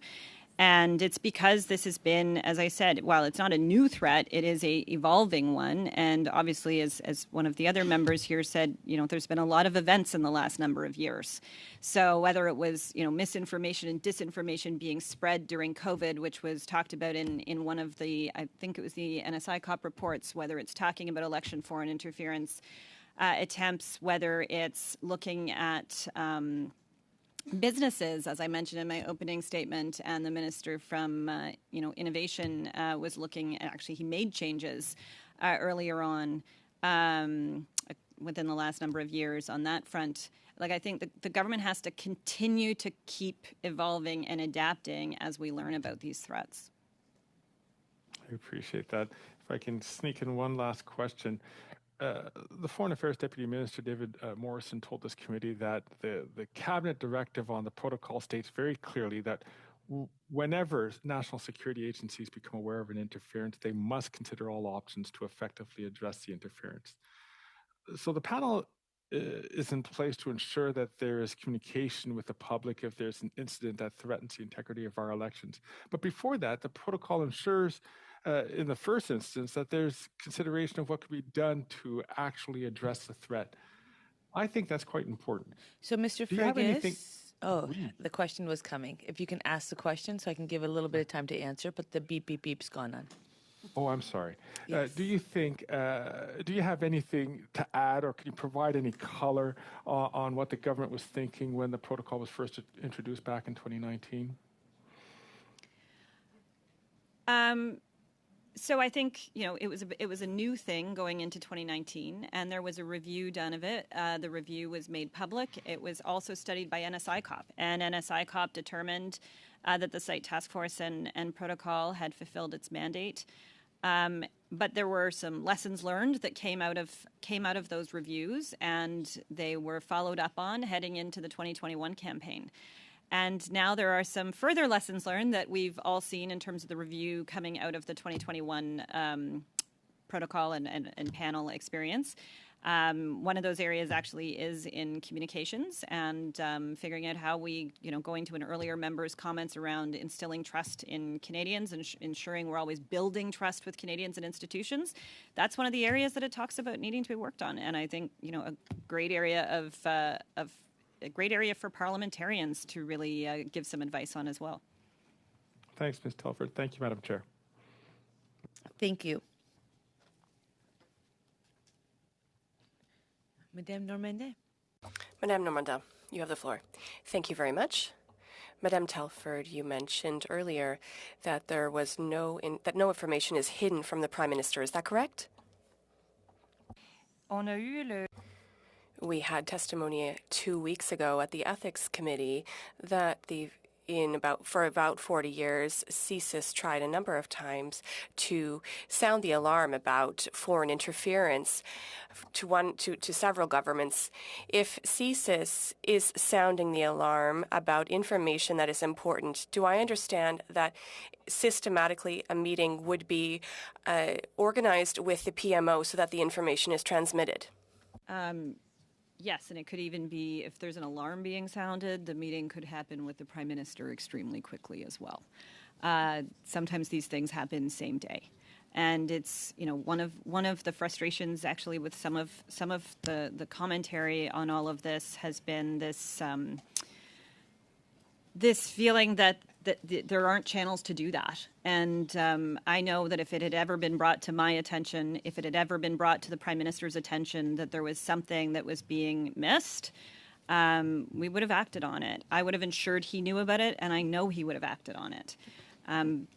That hasn't been the experience. Anything that has come forward, as I said earlier, he has acted on. Merci.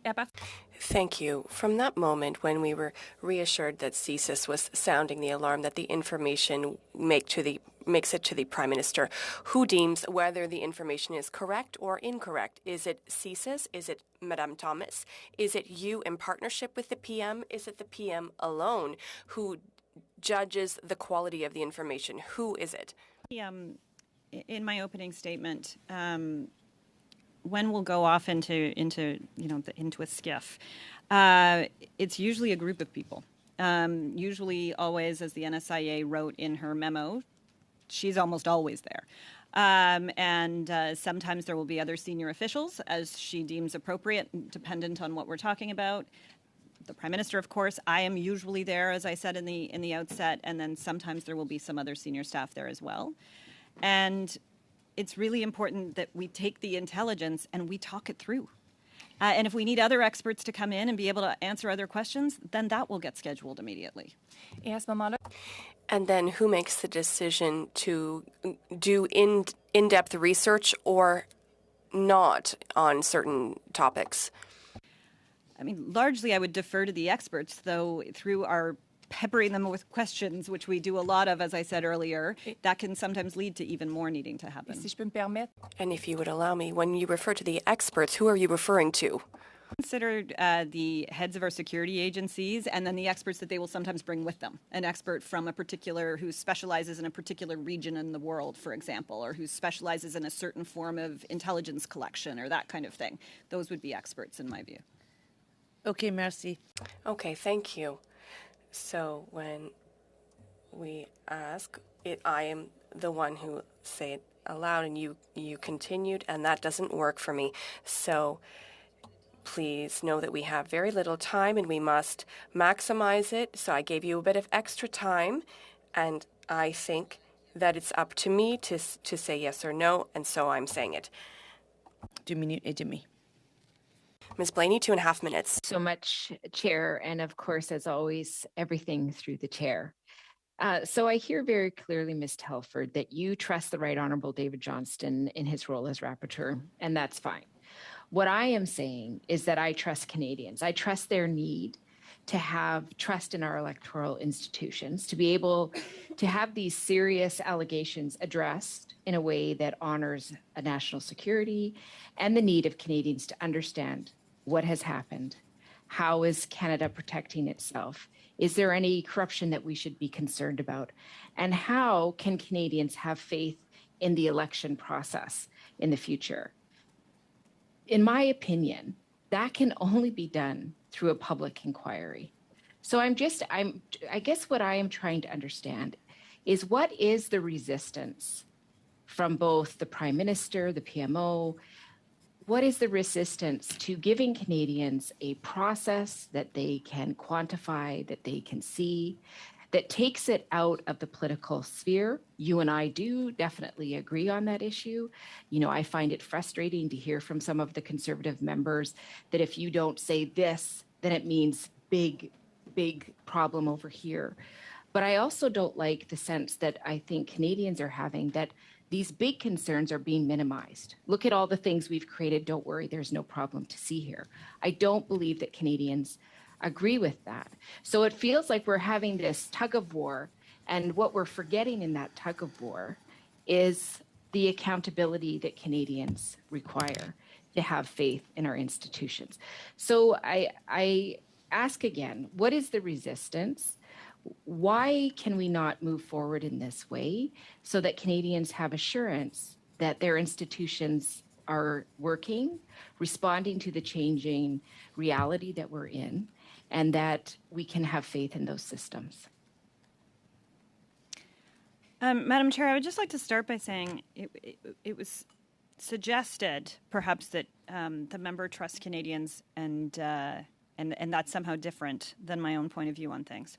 And I just want to say it is exactly because I trust Canadians that I do what I do, and that I believe in elections so much, and that I believe in the protection of our elections. And it's also why the government has taken the many, many steps that I've already outlined, and many more that I didn't have time to get to, over the course of our time in government. And it's not so much resistance as it is actually making sure we are setting up the right things, that the right environment is being chosen to be able to dig into the matters that you're talking about, so that those exact questions you're talking about can get proper answers. Thank you.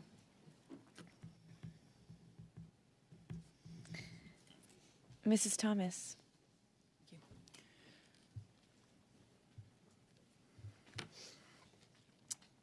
Ms. Telford, on February 13th, the Globe and Mail reported that in 2019, a CSIS briefing to the Prime Minister's office and the Prime Minister's Chief of Staff, who of course is you, warned about the connection that the former Liberal MPP from Markham Unionville had to the Beijing consular. The nation's spy agency, CSIS, told the Prime Minister's office and you that the MPP should be, quote, on your radar, and that, quote, someone should reach out to Mary Ng to be extra careful, end quote.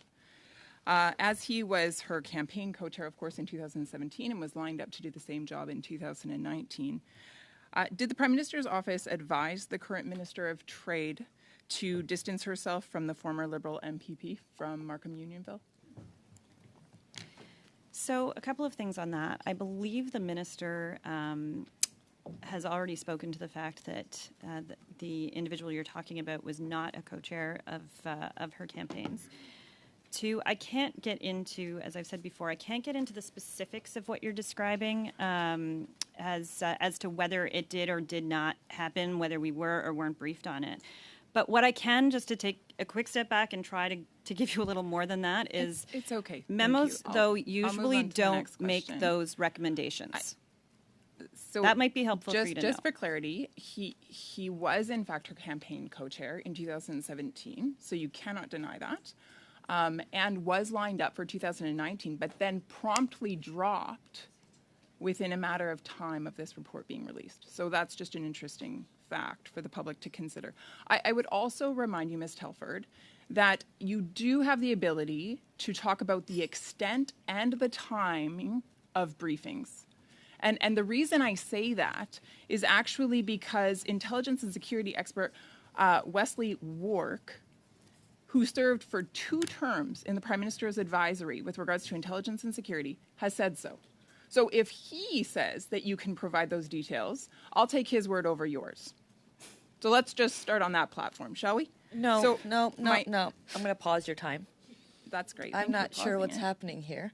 And I feel like we've been doing a really good job. I was actually saying that because the line of questioning's been so fruitful that perhaps we should try to get in a little bit of extra time past 2 o'clock just to make sure that we do get the information that we are requesting.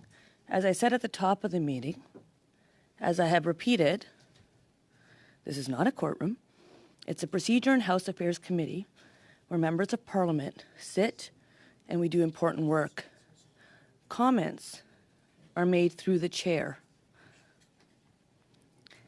And Mrs. Thomas, as someone who has chaired committees very well, you know very well the important work we do as chairs. So I will ask you that comments be made through the chair. The floor is back yours.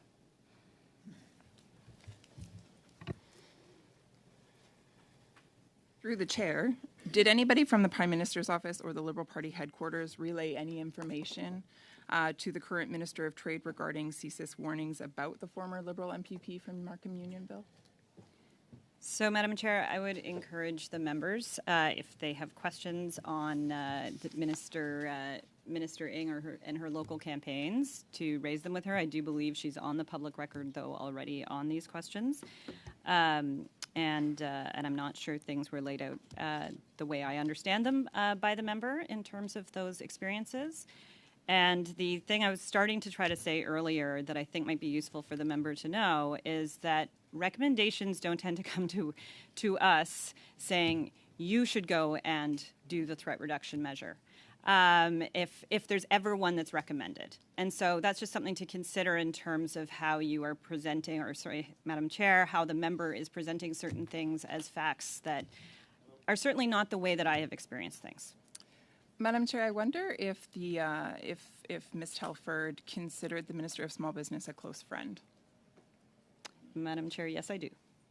So I'm wondering then why the individual testifying would not inform Ms. Ng about the troubling information that CSIS provided. Madam Speaker, I would take you and the members back to what I said in the opening statement. Even what we share between other cleared individuals within government is something that we have to be incredibly sensitive and careful about. And threat reduction measures, if they are deemed as something that are necessary, is something that security officials do, not political staff. In June 2017, at Ms. Telford's request, the National Security Advisor prepared a document entitled, quote, Memorandum to the Prime Minister. And a draft of this memo was viewed by Global News, and it states that Beijing agents were assisting Canadian candidates running for political offices. I'm wondering what prompted Ms. Telford to request this memo. So as I said in my opening statement, I ask a lot of questions in a lot of meetings, and sometimes my name also gets attached to things, even when it's not coming directly with me, I have learned over time. But what I would just say, Madam Speaker, while I can't speak to the specifics of this memo for the reasons I've said previously, my understanding through the reporting is that this was an unsigned memo, and it's particularly strange and not my experience to receive unsigned memos in PMO. So I'm wondering then, through you, Chair, did the Prime Minister receive the memo? It was requested. Madam Chair, my previous answer stands for that question as well. The previous answer was that the Prime Minister receives and reads everything. I don't even know what's happening. We're doing so good. So we set a timer. The timer beeps at the end of a round. I've shown leniency that we can get you an answer beyond that time, and then we continue. I can ask to see if that timer needs to be louder, but it's been working so far, so I feel like we're in a good spot. Mr. Turnbull, the floor is yours. Thank you, Madam Chair, and thanks to Ms. Telford for being here today.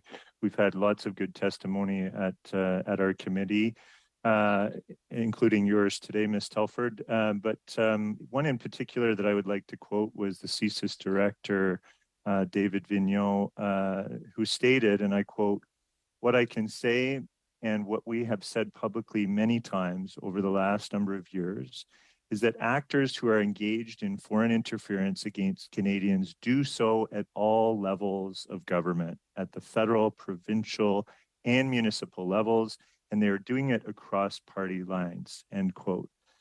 You made a similar comment, I believe, in your opening remarks, that foreign interference really affects all levels of government and all political parties. Unfortunately, I think in our proceedings and throughout many months now, we've seen a highly politicized environment, which is unfortunate. And we've seen some members of this committee indeed try to use this issue to score cheap political points, really at the expense of our democracy, I feel. So, Ms. Telford, do you think that Canadians are really well served by those trying to make this into a partisan issue? No, I don't. And I think there's a lot of, and I've seen this obviously at times, but not as much as I think we would all like, is to bring this into a nonpartisan arena, or even a multi-partisan arena, right? I mean, that's the interesting thing in terms of some of the mechanisms that are in place that this government created because there was nothing before this government, certainly nothing anywhere close to the things that this government has put into place, is that one of the mechanisms, NSICOP, is multi-partisan. So I almost think of it as nonpartisan because the work that comes out of it and the way in which they operate, it feels that way in contrast to sometimes what we see in other places. But it is actually a multi-partisan place that is all parliamentarians with full access. They are cleared and get full access on the subjects that they are studying. Meanwhile, there's a whole number of other organizations, as I've already gone through. And then, as I said, there's a number of other things. If you were to talk to the Minister of Heritage, if you were to talk to Minister LeBlanc, like there's a number of other ministers. Much of government has to consider the possibilities of foreign interference these days. And so that's why there's a whole of government approach on this as well. But as you said, it's beyond government. It's far beyond government. And so there have been organizations set up, coordination bodies set up between provincial and federal bodies. There have been new kind of communication channels set up between security services and financial sectors and businesses and all kinds of things that have been going on the last number of years that would be really worthwhile everybody who hasn't already learning even more about, because I think these are things that could give comfort to Canadians to know that all these steps have been being taken and that it is being taken this seriously, not just by this government, but by the whole country. Because holding our institutions strong and being comfortable that our democracy is working, there's nothing more important than that, I don't think, for Canadians. I concur wholeheartedly with that statement and that very strong sentiment that you've just sent. One of the things that struck me in our proceedings over time and time again as slightly unjust is the constant accusations that we've heard that our government or that this government hasn't taken action to combat foreign interference. But the facts really simply do not back that up. As you mentioned in your opening remarks, David Morrison said before this committee that the tools to address foreign interference are increasing. NSICOP and CIRA and the panel did not exist before this government took office. We set up the critical election incident public protocol, which is the panel, or the panel is part of. We took lead on setting up the G7 countries, the rapid response mechanism, the protocol, the panel, the RRM, were all part of our 4-pillar plan to protect Canadian democracy. And we've continued, in my view, based on all the evidence that's out there, to adapt and evolve our response. The protocol was independently reviewed after both of the last 2 elections, and updates were made to really strengthen it. These are just a few examples. You've cited some of them, and I think we could all list many others.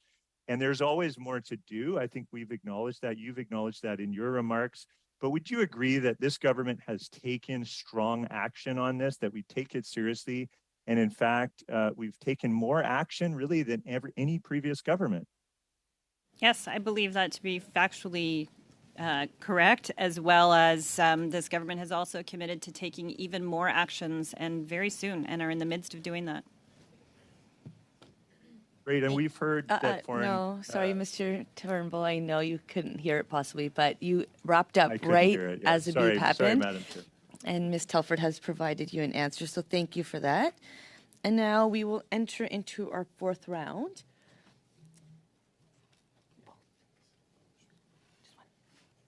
We're going to start with Mr. Cooper, followed by Mr. Zuberi, Madame Normandin, Mrs. Blaney, and then I'll get you 2 more names, and that will bring us to an end. Mr. Cooper. Thank you very much, Madam Chair. Ms. Telford, through you, Madam Chair. 10 weeks before the 2021 election, Bob Soroya, the then Member of Parliament for Markham Unionville, received a cryptic and threatening text message from Beijing's Consul General in Toronto suggesting that he would no longer be a member of Parliament after the 2021 election. Were you, the Prime Minister, or anyone in the PMO briefed or otherwise have knowledge about that text message? Madam Speaker, Madam Chair, I can't speak to this information, and I can't speak to that information. You I'm sorry. can't speak to the information because you don't know? Why can't you speak to this information? No, and because, as I said before, as frustrating as it is for all of us, I can't get into confirming, let alone denying information and going beyond the bounds of the security heads who were here before me. Well, I find that very, very interesting that you will not confirm whether you have knowledge of that text message. Do you have, I'll ask an even broader question. Do you have any knowledge of interference by Beijing in the 2021 election in the riding of Markham-Unionville? I can't speak to specific pieces of information. As you know, I was not declared representative during the campaign. Sorry, as through the chair, the member knows I was not declared representative during the campaign. But in terms of what I have been briefed on subsequent to the campaign, and you will have seen a lot of this come out of the review of the panel's work during the 2021 campaign. So broadly speaking, yes, I have been briefed on attempted interference and influence during the last elections. And that occurred in the riding of Markham-Unionville, yes or no? I can't speak to that, Madam Chair, in terms of the specifics. Another convenient non-answer.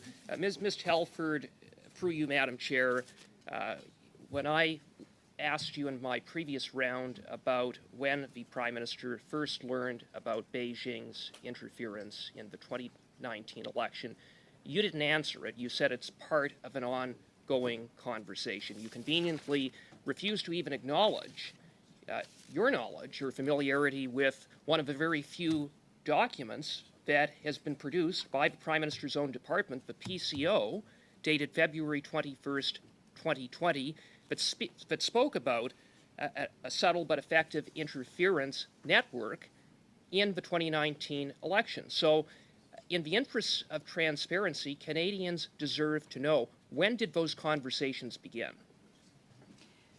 So in the same efforts, Madam Chair, of transparency, conversations about potential election interference, attempts at began long before the 2019 campaign. That's why steps were taken actually to protect the 2019, and then more steps were taken in order to protect the 2021 campaign. And I think it's really important that it be said in this committee, because it should be said as many times as possible, that experts, very senior, trusted public servants have come out saying that those elections were fair. Madam Chair, no one is disputing that the overall outcome of the election in 2019 and 2021 were not affected by Beijing's interference, but if even one riding was impacted, that is a problem. You acknowledge that there was interference by Beijing in the 2019 and 2021 election. I hope you at least acknowledge that much, Ms. Telford. Madam Chair, I assume when the member talks about Beijing all the time, he's speaking about China foreign interference. And yes, I have acknowledged that right in the opening statement that there was foreign interference by a number of states, and that's written into the reports as well. Very, very good, Madam Chair. Then, Ms. Telford, through you, Madam Chair, the advice of CSIS to the Prime Minister is that the policy of a government in response to foreign interference should be grounded in sunlight and transparency, and that such interference be made known to the public. That was provided in a briefing to him on January 21st, 2021, another one of the few documents produced to this committee. Why is it that in the face of your acknowledgement of Beijing's election interference and the advice that CSIS provided to make such foreign interference known, the Prime Minister instead kept Canadians in the dark? Madam Chair, I will be quick on that and just say, you know, it's rare for the member and I to agree on anything, but what we can agree on is the importance for transparency and sunlight and growing confidence for Canadians in our institutions. And it's for that reason that our government took steps to protect the elections that had never been taken before. Thank you, Ms. Telford. Mr. Zuberi. Thank you, Madam Chair. And thank you, Ms. Telford, for joining us today. Or actually quotes from testimony that actually was given at this committee before by Mr. David Morrison, Deputy Minister of Foreign Affairs. He spoke about the limitations and caveats around intelligence. He said to this committee, let me simply say that intelligence rarely paints a full or concrete picture, or actionable picture, I should say. Intelligence almost always comes with a heavy caveat and is qualified in a way designed to caution consumers, such as myself, he's referring to himself, the Deputy Minister, from jumping to conclusions, while at the same time helping us at least to gain a little more awareness. He continues, now I, for one, am very glad we live in a country where even information of unknown reliability is passed up the chain, because that allows people like myself, again the DM, daily consumers of intelligence, to begin to form a picture of what might be going on and the steps that might be needed to be taken if information turned out to be accurate or part of a larger pattern. He continues, but let me say it is extremely rare to come across an intel report that is concrete enough to constitute a smoking gun.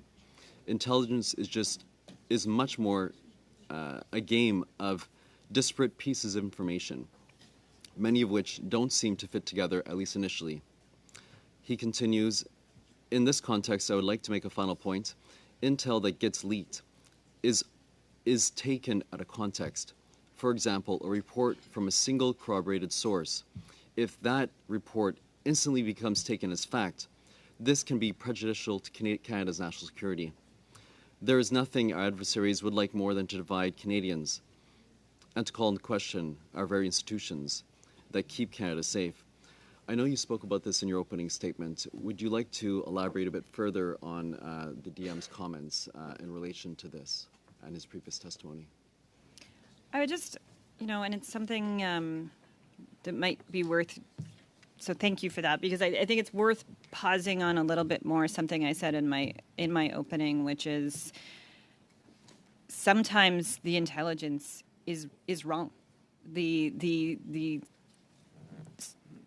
In whatever form you're looking at it, there is something that you are, whether it's because you talk it through with others, you're looking at it in a different context, you're comparing it to other things, because of your own knowledge, because of somebody else's knowledge in the room, you know it to be wrong, and yet you still look at it because it paints a broader picture.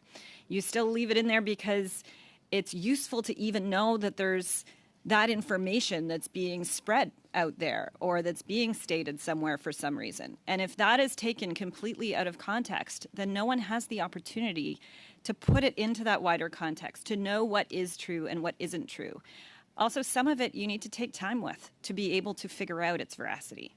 And that is why we have people who specialize in analyzing this information, who get to know the whether it's from a region or a community, whether it's domestic or foreign, but where they're looking at it and able to become expert in it over time, or come into the job being expert and give us that best advice that unfortunately Canadians aren't able to get in the way that some of this has been coming out of late, but that I'm really hoping that through the good work of NSI COP and NSIRA and potentially other things that the Special Rapporteur will give us advice about, that Canadians will be able to get a better sense of the picture.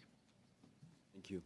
And another question I'd like to touch upon is last month the Minister of Public Safety launched a consultation about having a foreign influence registry, I should say. And this is a critical step that we should be taking, this consultation and potential action on that. We know that diaspora communities are particular. They face the challenges of foreign interference. Diaspora communities are impacted by this. The CSIS director, the CSIS director came before committee and said that CSIS has been clear that the principal threat to Canada comes from the People's Republic of China. But to be clear, he continued, the threat does not come from the Chinese people, but rather from the Chinese Communist Party and the government of China. Indeed, we are keenly aware that Chinese communities are often the primary victims of the PRC's foreign interference efforts in Canada. This distinction that he's making between the government and the Chinese people is critical. Would you like to elaborate on that? No, I'm really glad you raised that, and it's something, I mentioned it very, very briefly in my opening statement about the impact on communities, because this isn't something that is only an election focused issue. Foreign interference is much broader than that, and has been going on for some time in all different parts of our communities, but particularly diaspora communities. And we need to pay extra care that when we are, or take extra care that when we are creating any of these mechanisms, that they are taking that into account on how to protect specifically our diaspora communities and whatever steps are being taken. Thank you. Ms. Telford, I'm sure you're maybe not noticing that we're approaching the 2 o'clock hour. And just because there is just a few more questions that need to be posed, we would like to complete this round. And then we will do just a quick one-off to each of the parties, and then we will end shortly by 2:30. So if we can just, I'm sorry to impose upon you, but I do appreciate your leniency. I know it's awkward for you to say otherwise right now, but I'm going to proceed as chair and just thank you in advance for your latitude. Madame Normandin. Ms. Normandin. Thank you, Madam Chair. Just a question, comment. Ms. Telford, there's been a lot of references to the NSI COP for managing the issue of foreign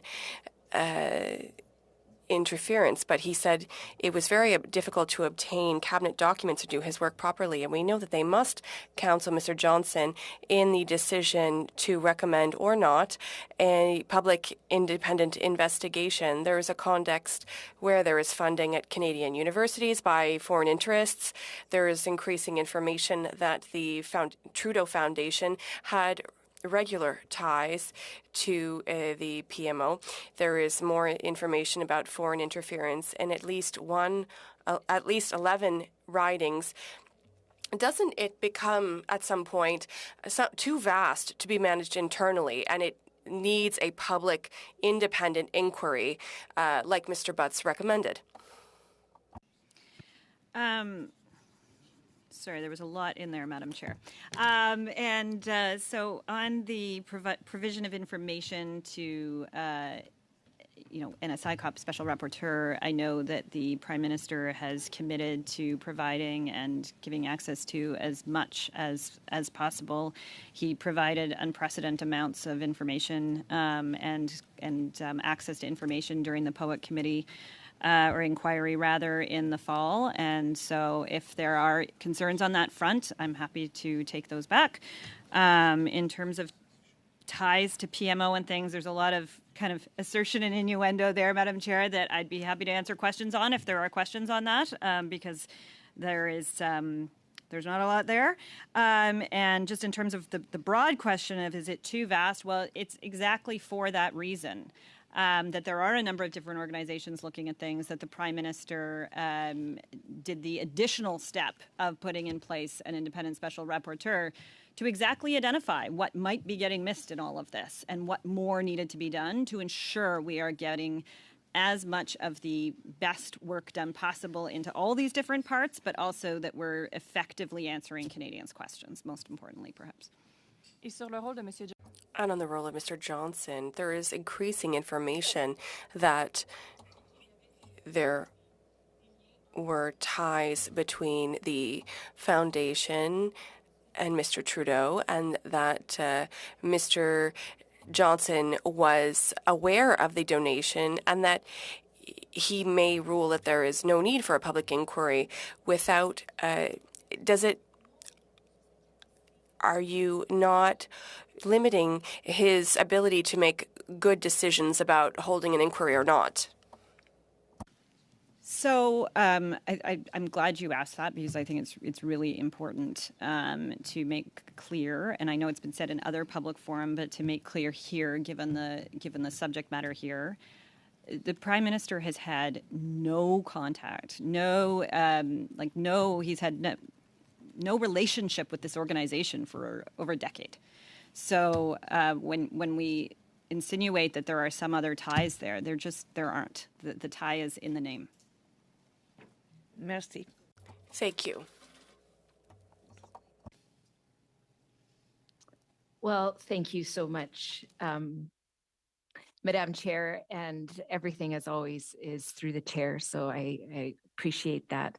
And I just want to say to Ms. Telford, we had a little bit of discussion earlier on about a previous inquiry, and I've done a little bit of research on it. And I just want to quote from a Toronto Star article that it says, Harper last month asked academic and lawyer David Johnson to craft the terms of reference for the inquiry, and that Harper says he'll take whatever advice Johnson gives. So just clarifying that a little bit. And happy to share that with you if that helps you understand the point of view that I'm coming from. But I do want to go back to this issue of having a public inquiry, having a transparent process that Canadians can have faith in. And I'm just curious, there was some questions earlier about what we're seeing across this country, which is an increase of anti-Asian hate. And that's very concerning, because it puts people who are in this country, many Chinese people in this country who have been fighting for an extremely long time to get acknowledgement from this government about interference from China into this country. So people who were willing to take that step to draw attention to that issue.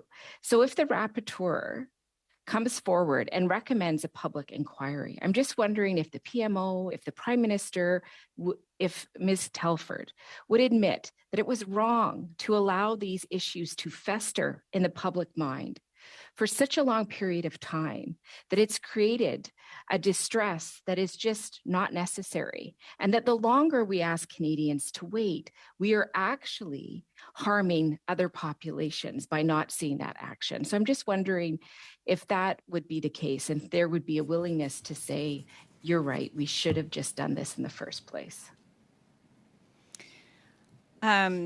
I feel like we're going to have to take the discussion on what happened in the past offline, because I totally know the article you're talking about, and I can point you to another one. But I think we're actually dancing on the head of a pin there. So in terms of the actual substance of the rest of your question, I believe, and I suspect we will agree to disagree on this, Madam Chair. I believe what is a bigger problem in terms of things festering at the moment is the partisanship and hyperbole that has been brought to this so often in the discussion in the last while. And it's why we needed to get out of the hands and into hands like the agencies and Committee of Parliamentarians that do seem to be able to work in a way that doesn't do that. And it's why the special rapporteur was necessary, because somebody had to be able to put their mind to it that was out of this space to figure out what those other appropriate next steps might be. Thank you. We're going to go 4 minutes to Mr. Brock, followed by 4 minutes to Mrs. Sahota. Mr. Brock. Thank you, Madam Chair. Ms. Telford, earlier today, my colleague, Mr. Berthold, asked you about the Globe and Mail story of February 17, 23, regarding Beijing's objectives in the 21 election. The Prime Minister is on record as saying that the report was full of inaccuracies without denying the existence of the report and not identifying what in the report was inaccurate. My colleague asked you that question. In your opinion, what was inaccurate about that report? You couldn't confirm. My belief is if the report was full of inaccuracies, you would identify those inaccuracies, or if the report was completely false, you would say so. So I'm giving you the opportunity now. Is the report truthful or not? So, Madam Chair, maybe I'll just give a crack at explaining why it is that whether or not it's inaccurate, I can't answer. Because if I started to answer the things that were either missing or inaccurate in some of the specific questions that you're getting into, it is as much as confirming than some of the other things that you might be raising. Thank you. I believe the most damning fact in that report is that Beijing's objectives in the 21 election were to help the Liberals secure a minority government and to defeat certain Conservative candidates. Do you accept that? Do you believe that to be the case? Madam Chair, my experience going into both of the last two elections was that our relations with China were at their lowest point, where I was working day and night alongside many, many, many other incredible Canadians to try to bring home the two Michaels, who it was just amazing to see in Parliament when President Biden was here Thank you, recently. Ms. Telford. CSIS tracked specifically the surrounding circumstances involving the former Consul General in Vancouver, her name being Tong Zhiling, who held the post during the 21 election. In fact, CSIS reported that she was doing victory laps, bragging about how her role was to defeat certain Conservative candidates. You are aware of that. Is that inaccurate?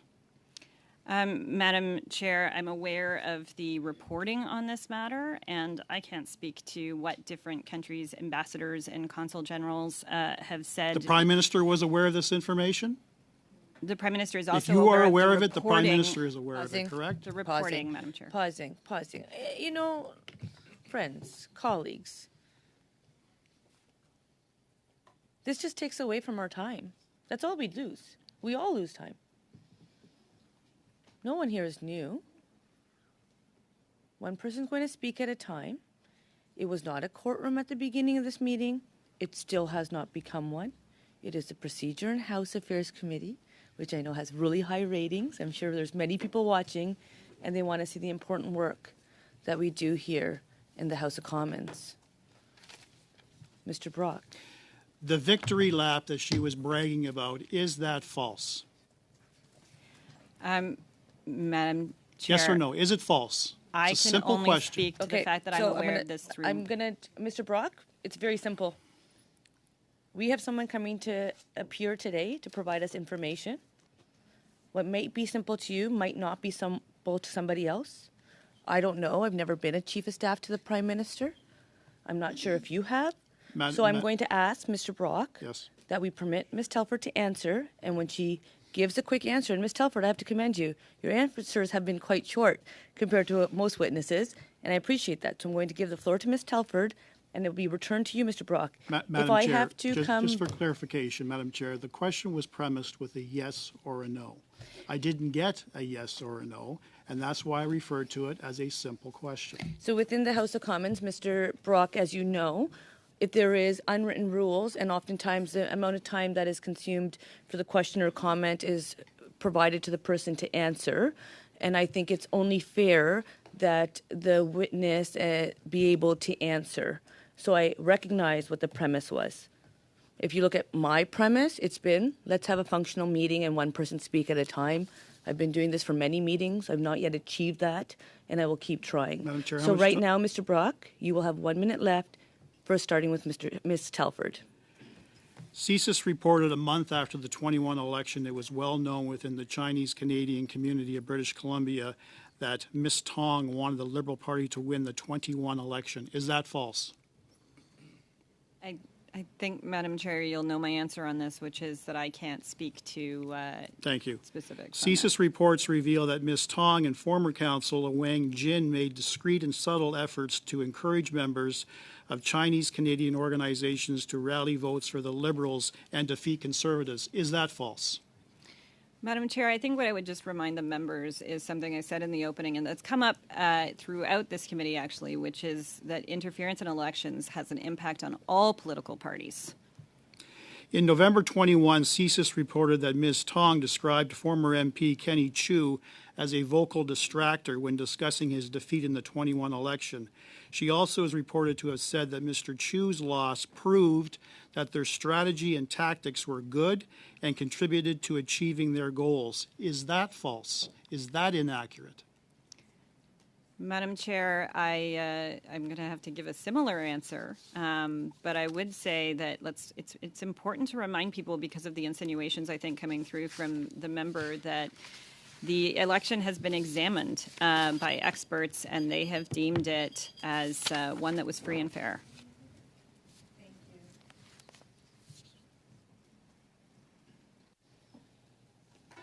Mrs. Sahota. Thank you, Madam Chair. That was a very confusing line of questioning. I don't think there was a yes or no answer to be given when you're asking for someone else's state of mind or someone else's belief from another witness that's present here today.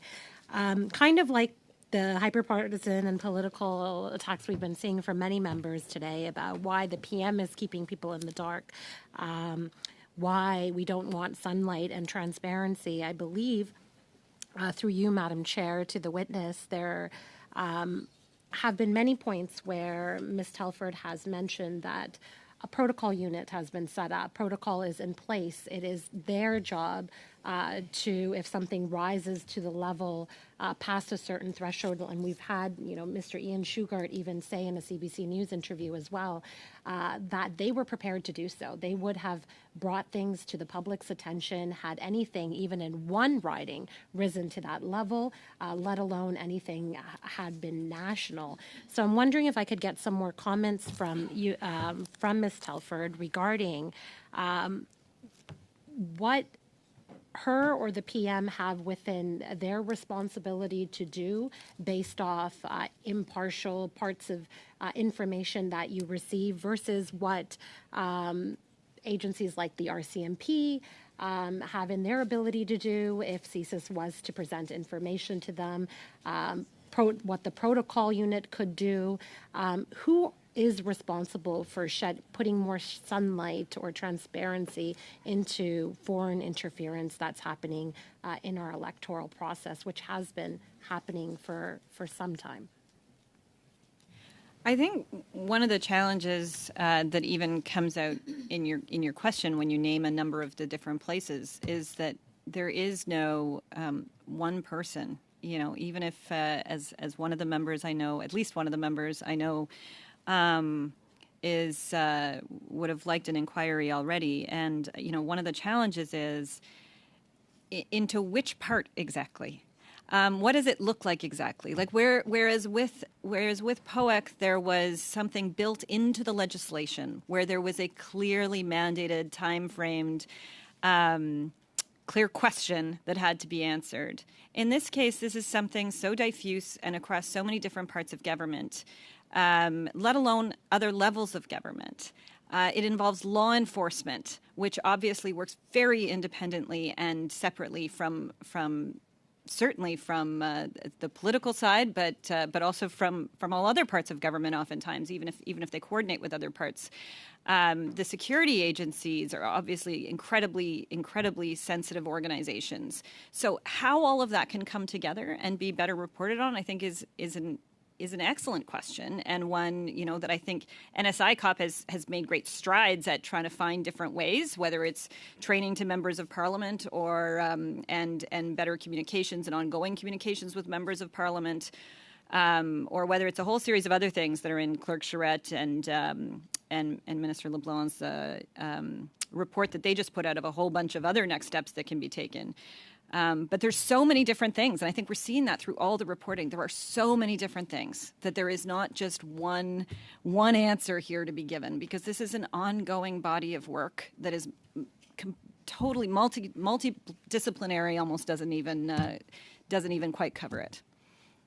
Thank you, Ms. Telford. And I know it's not convenient, as some members point out, for you to even be here today and to be walking this fine line, which you have to do, and it's quite the balance.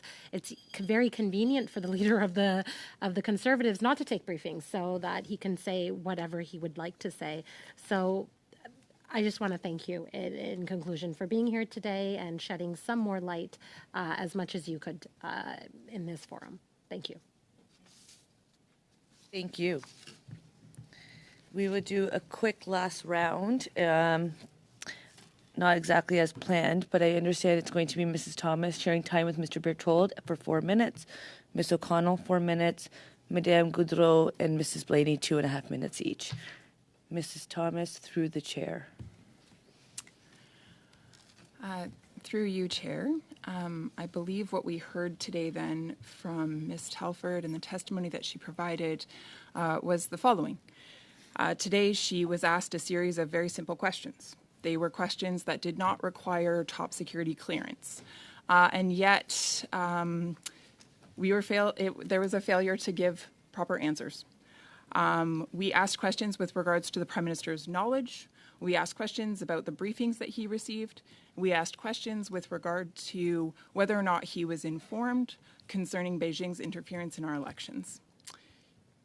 Ms. Telford refused to provide simple answers to these very simple questions. We know that numerous intelligence documents were made available to the media and have been reported to the public. We referenced those documents throughout our questions today, and again, the questions that we put forward were skirted or altogether shot down. Now, what's quite convenient is that Ms. Telford cannot confirm the existence of documents that contain, of course, the most damning information concerning the Prime Minister. And with that, I'm talking about documents that reveal Beijing's interference in our elections, Beijing's motivation to elect Liberals to the House of Commons by providing paid staff members to these campaigns, as well as funneling hidden, secret, and illegal money to them. Ms. Telford was not able to discuss these documents conveniently. What's interesting, however, is that Ms. Telford had no problem whatsoever denying the existence of some documents. But when it came to this document, the document that shows Beijing's interference in order to elect Liberals, Ms. Telford did not deny the existence of that one. So I'll allow her silence to speak for itself. However, Ms. Telford also told us that the Prime Minister is briefed regularly. Ms. Telford also told us that she is the Prime Minister's right-hand individual, constantly with him. That, and I'll quote directly, the Prime Minister reads everything, and, quote, there is nothing that is ever kept from the Prime Minister, end quote. So given the fact that the Prime Minister reads everything and that nothing is ever kept from him, the committee must then assume that the Prime Minister was aware and that the Prime Minister chose to actively ignore and avoid the information, the briefings, and the warnings that were given to him by our top security and intelligence agency in this country when it comes to Beijing's interference. And one must conclude that the only reason to turn a blind eye to such information is certainly not in the best interest of the Canadian electorate, and so therefore only in the best interest of the Liberal Party of Canada, which of course benefited from this interference both by getting money and paid staff in order to secure their ridings. I'll leave it there. Madam Chair, there was no question, Madam Chair. Go ahead, Ms. Telford. Madam Chair, it's interesting that I was accused of silence, then told I wasn't asked a question when I was trying to answer, and further was then being quoted in the statement that was just made. So apparently I did say something. And Madam Chair, I would just say that what was being alleged, or at least a part of what was being alleged there, were infractions of Elections Canada law, and there are mechanisms for those things to be investigated. And so I would just suggest that you be speaking to the appropriate agencies about what, if anything, should be happening on those fronts if those things are the case. And I think the member probably could have written this, Madam Chair, beforehand, and that was one of the reasons that I was concerned about, and I think many were concerned about whether or not it was the appropriate thing for me to be coming to this committee. Thank you, and I will just note that the comment that was made by the member took over 3 minutes, and you were able to respond in less than a minute, so the time to the member was way greater than for yourself to respond. Ms. O'Connell, 4 minutes to you. Thank you, Madam Chair. Ms. Telford, thank you for being here again today. I think what we just witnessed was exactly what Canadians don't want out of this process, which is the Conservatives were not getting the allegations, the clips that they wanted throughout the day. So they resorted to just making a statement. After weeks of asking for you to appear, decided to use their last minutes to try and not actually ask you any questions and just summarize a series of conspiracy theories, frankly, that have testimony here today does not corroborate. So in the last moments that I have left here, I'd like to ask you about the process. Ms. Harder talked about how you could have conveniently, or you conveniently gave non-answers, even though you could have. As I would presume, Ms. Harder, but I won't make any assumptions, doesn't have the process that goes into actually classifying documents or determining classifications on documents and information. So perhaps you could allude to or speak to that process of why you can or cannot speak to a matter of national security and who actually makes that determination, because it's certainly not just the Conservative members who feel that they didn't get the responses they were hoping for. So one of the reasons I said in my opening statement I would respect the bounds that the CSIS director and then the NSIA put in place or had around themselves when they came to committee in a public setting is because they are in a far better position to be able to make those determinations than I am, and because the classification of material happens within their purview, within their departments. Obviously, it's different if it's material coming out of CSE, for example. And there are a number of different places within government, but the ultimate advisor on this kind of information to the PM and who does report directly to him is the National Security and Intelligence Advisor. And all of us who get cleared, as I mentioned briefly earlier, all of us who get cleared have to sign documentation where we make a number of undertakings. But written right into those undertakings is not only the consequences of, from a legal standpoint of revealing some of this information, but also the potential consequences of it, as I mentioned in my opening statement as well. And they can be very severe for the country, and it's why we should all really respect them. Thank you. And as someone who used to sit on NSICOP, I went through that similar process and understand that. But part of that is also remembering what is classified and not classified, and you have to be extremely careful, and why the national security community determines an entire process in terms of when speaking in the public forum. And is this precisely why the critical election incident public protocol is in place, to have the knowledge of the national security community who can take the full picture of intelligence and then provide it to the incident public protocol that are nonpartisan, and then they can properly make a determination on what constitutes the threshold to speak to Canadians during an election, knowing that they don't want to tip the scales in any fashion or even allude to that, but having a nonpartisan body with access to that full picture of intelligence, why that's so important during the election process? I think all of that is exactly right. And the only thing I would just add is that the senior officials who are part of that panel have spent their lives, in most cases, serving Canadians as public servants. And so I think there's reason for all of us to have a lot of faith in the work that they do. Thank you. Madame Goudreau. Madame Goudreau. Thank you, Madam Chair.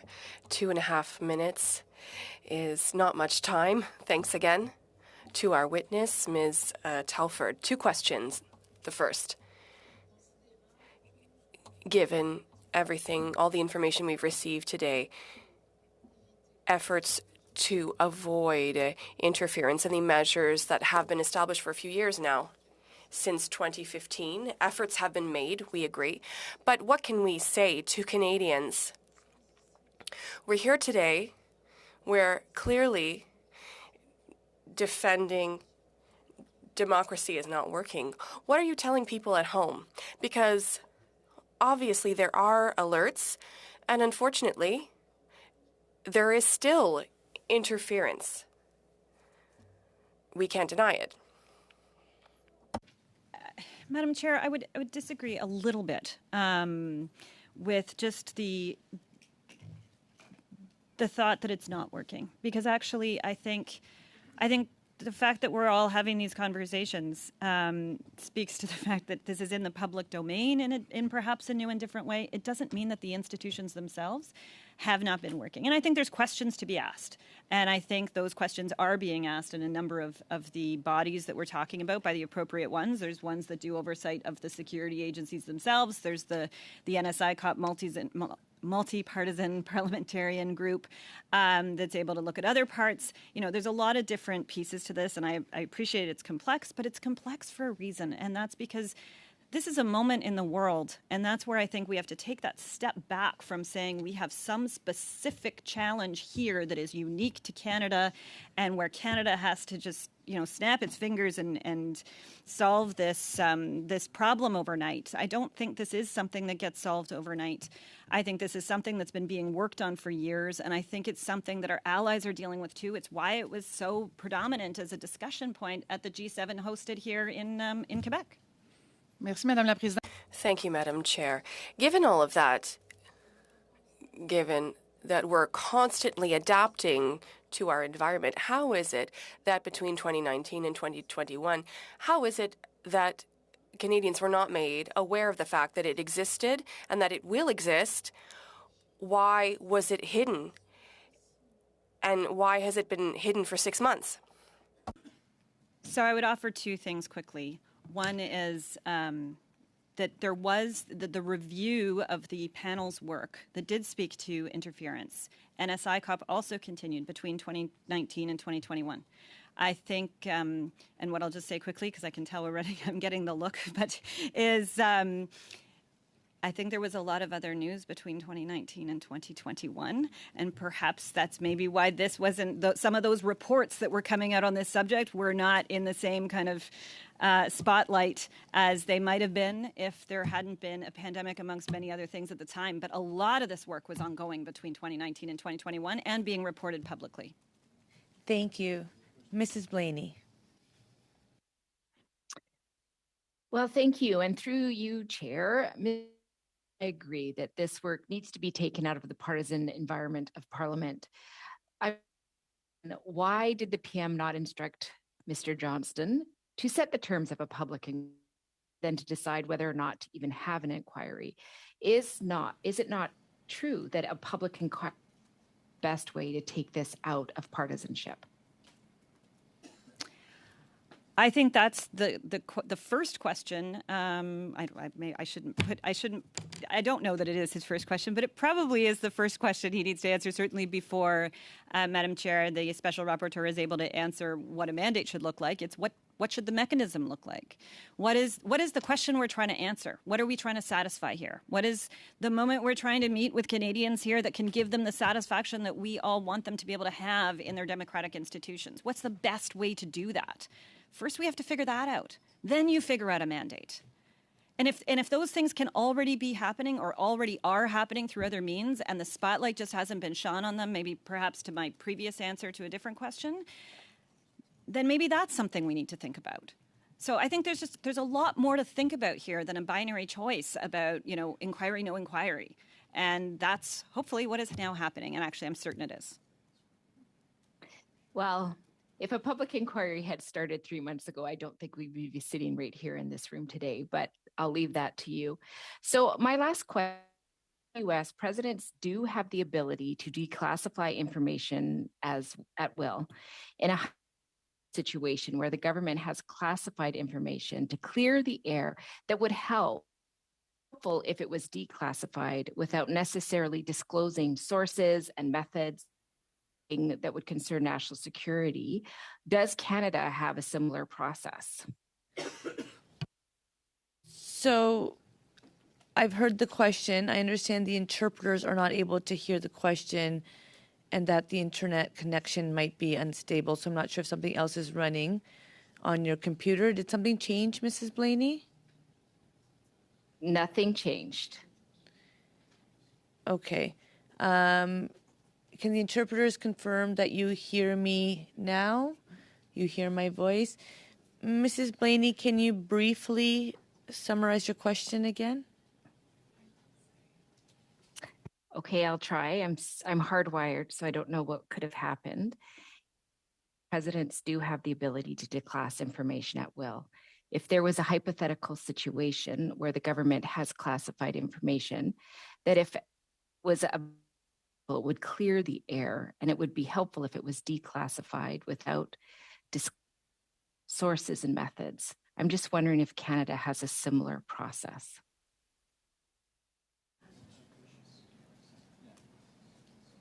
Oh, okay.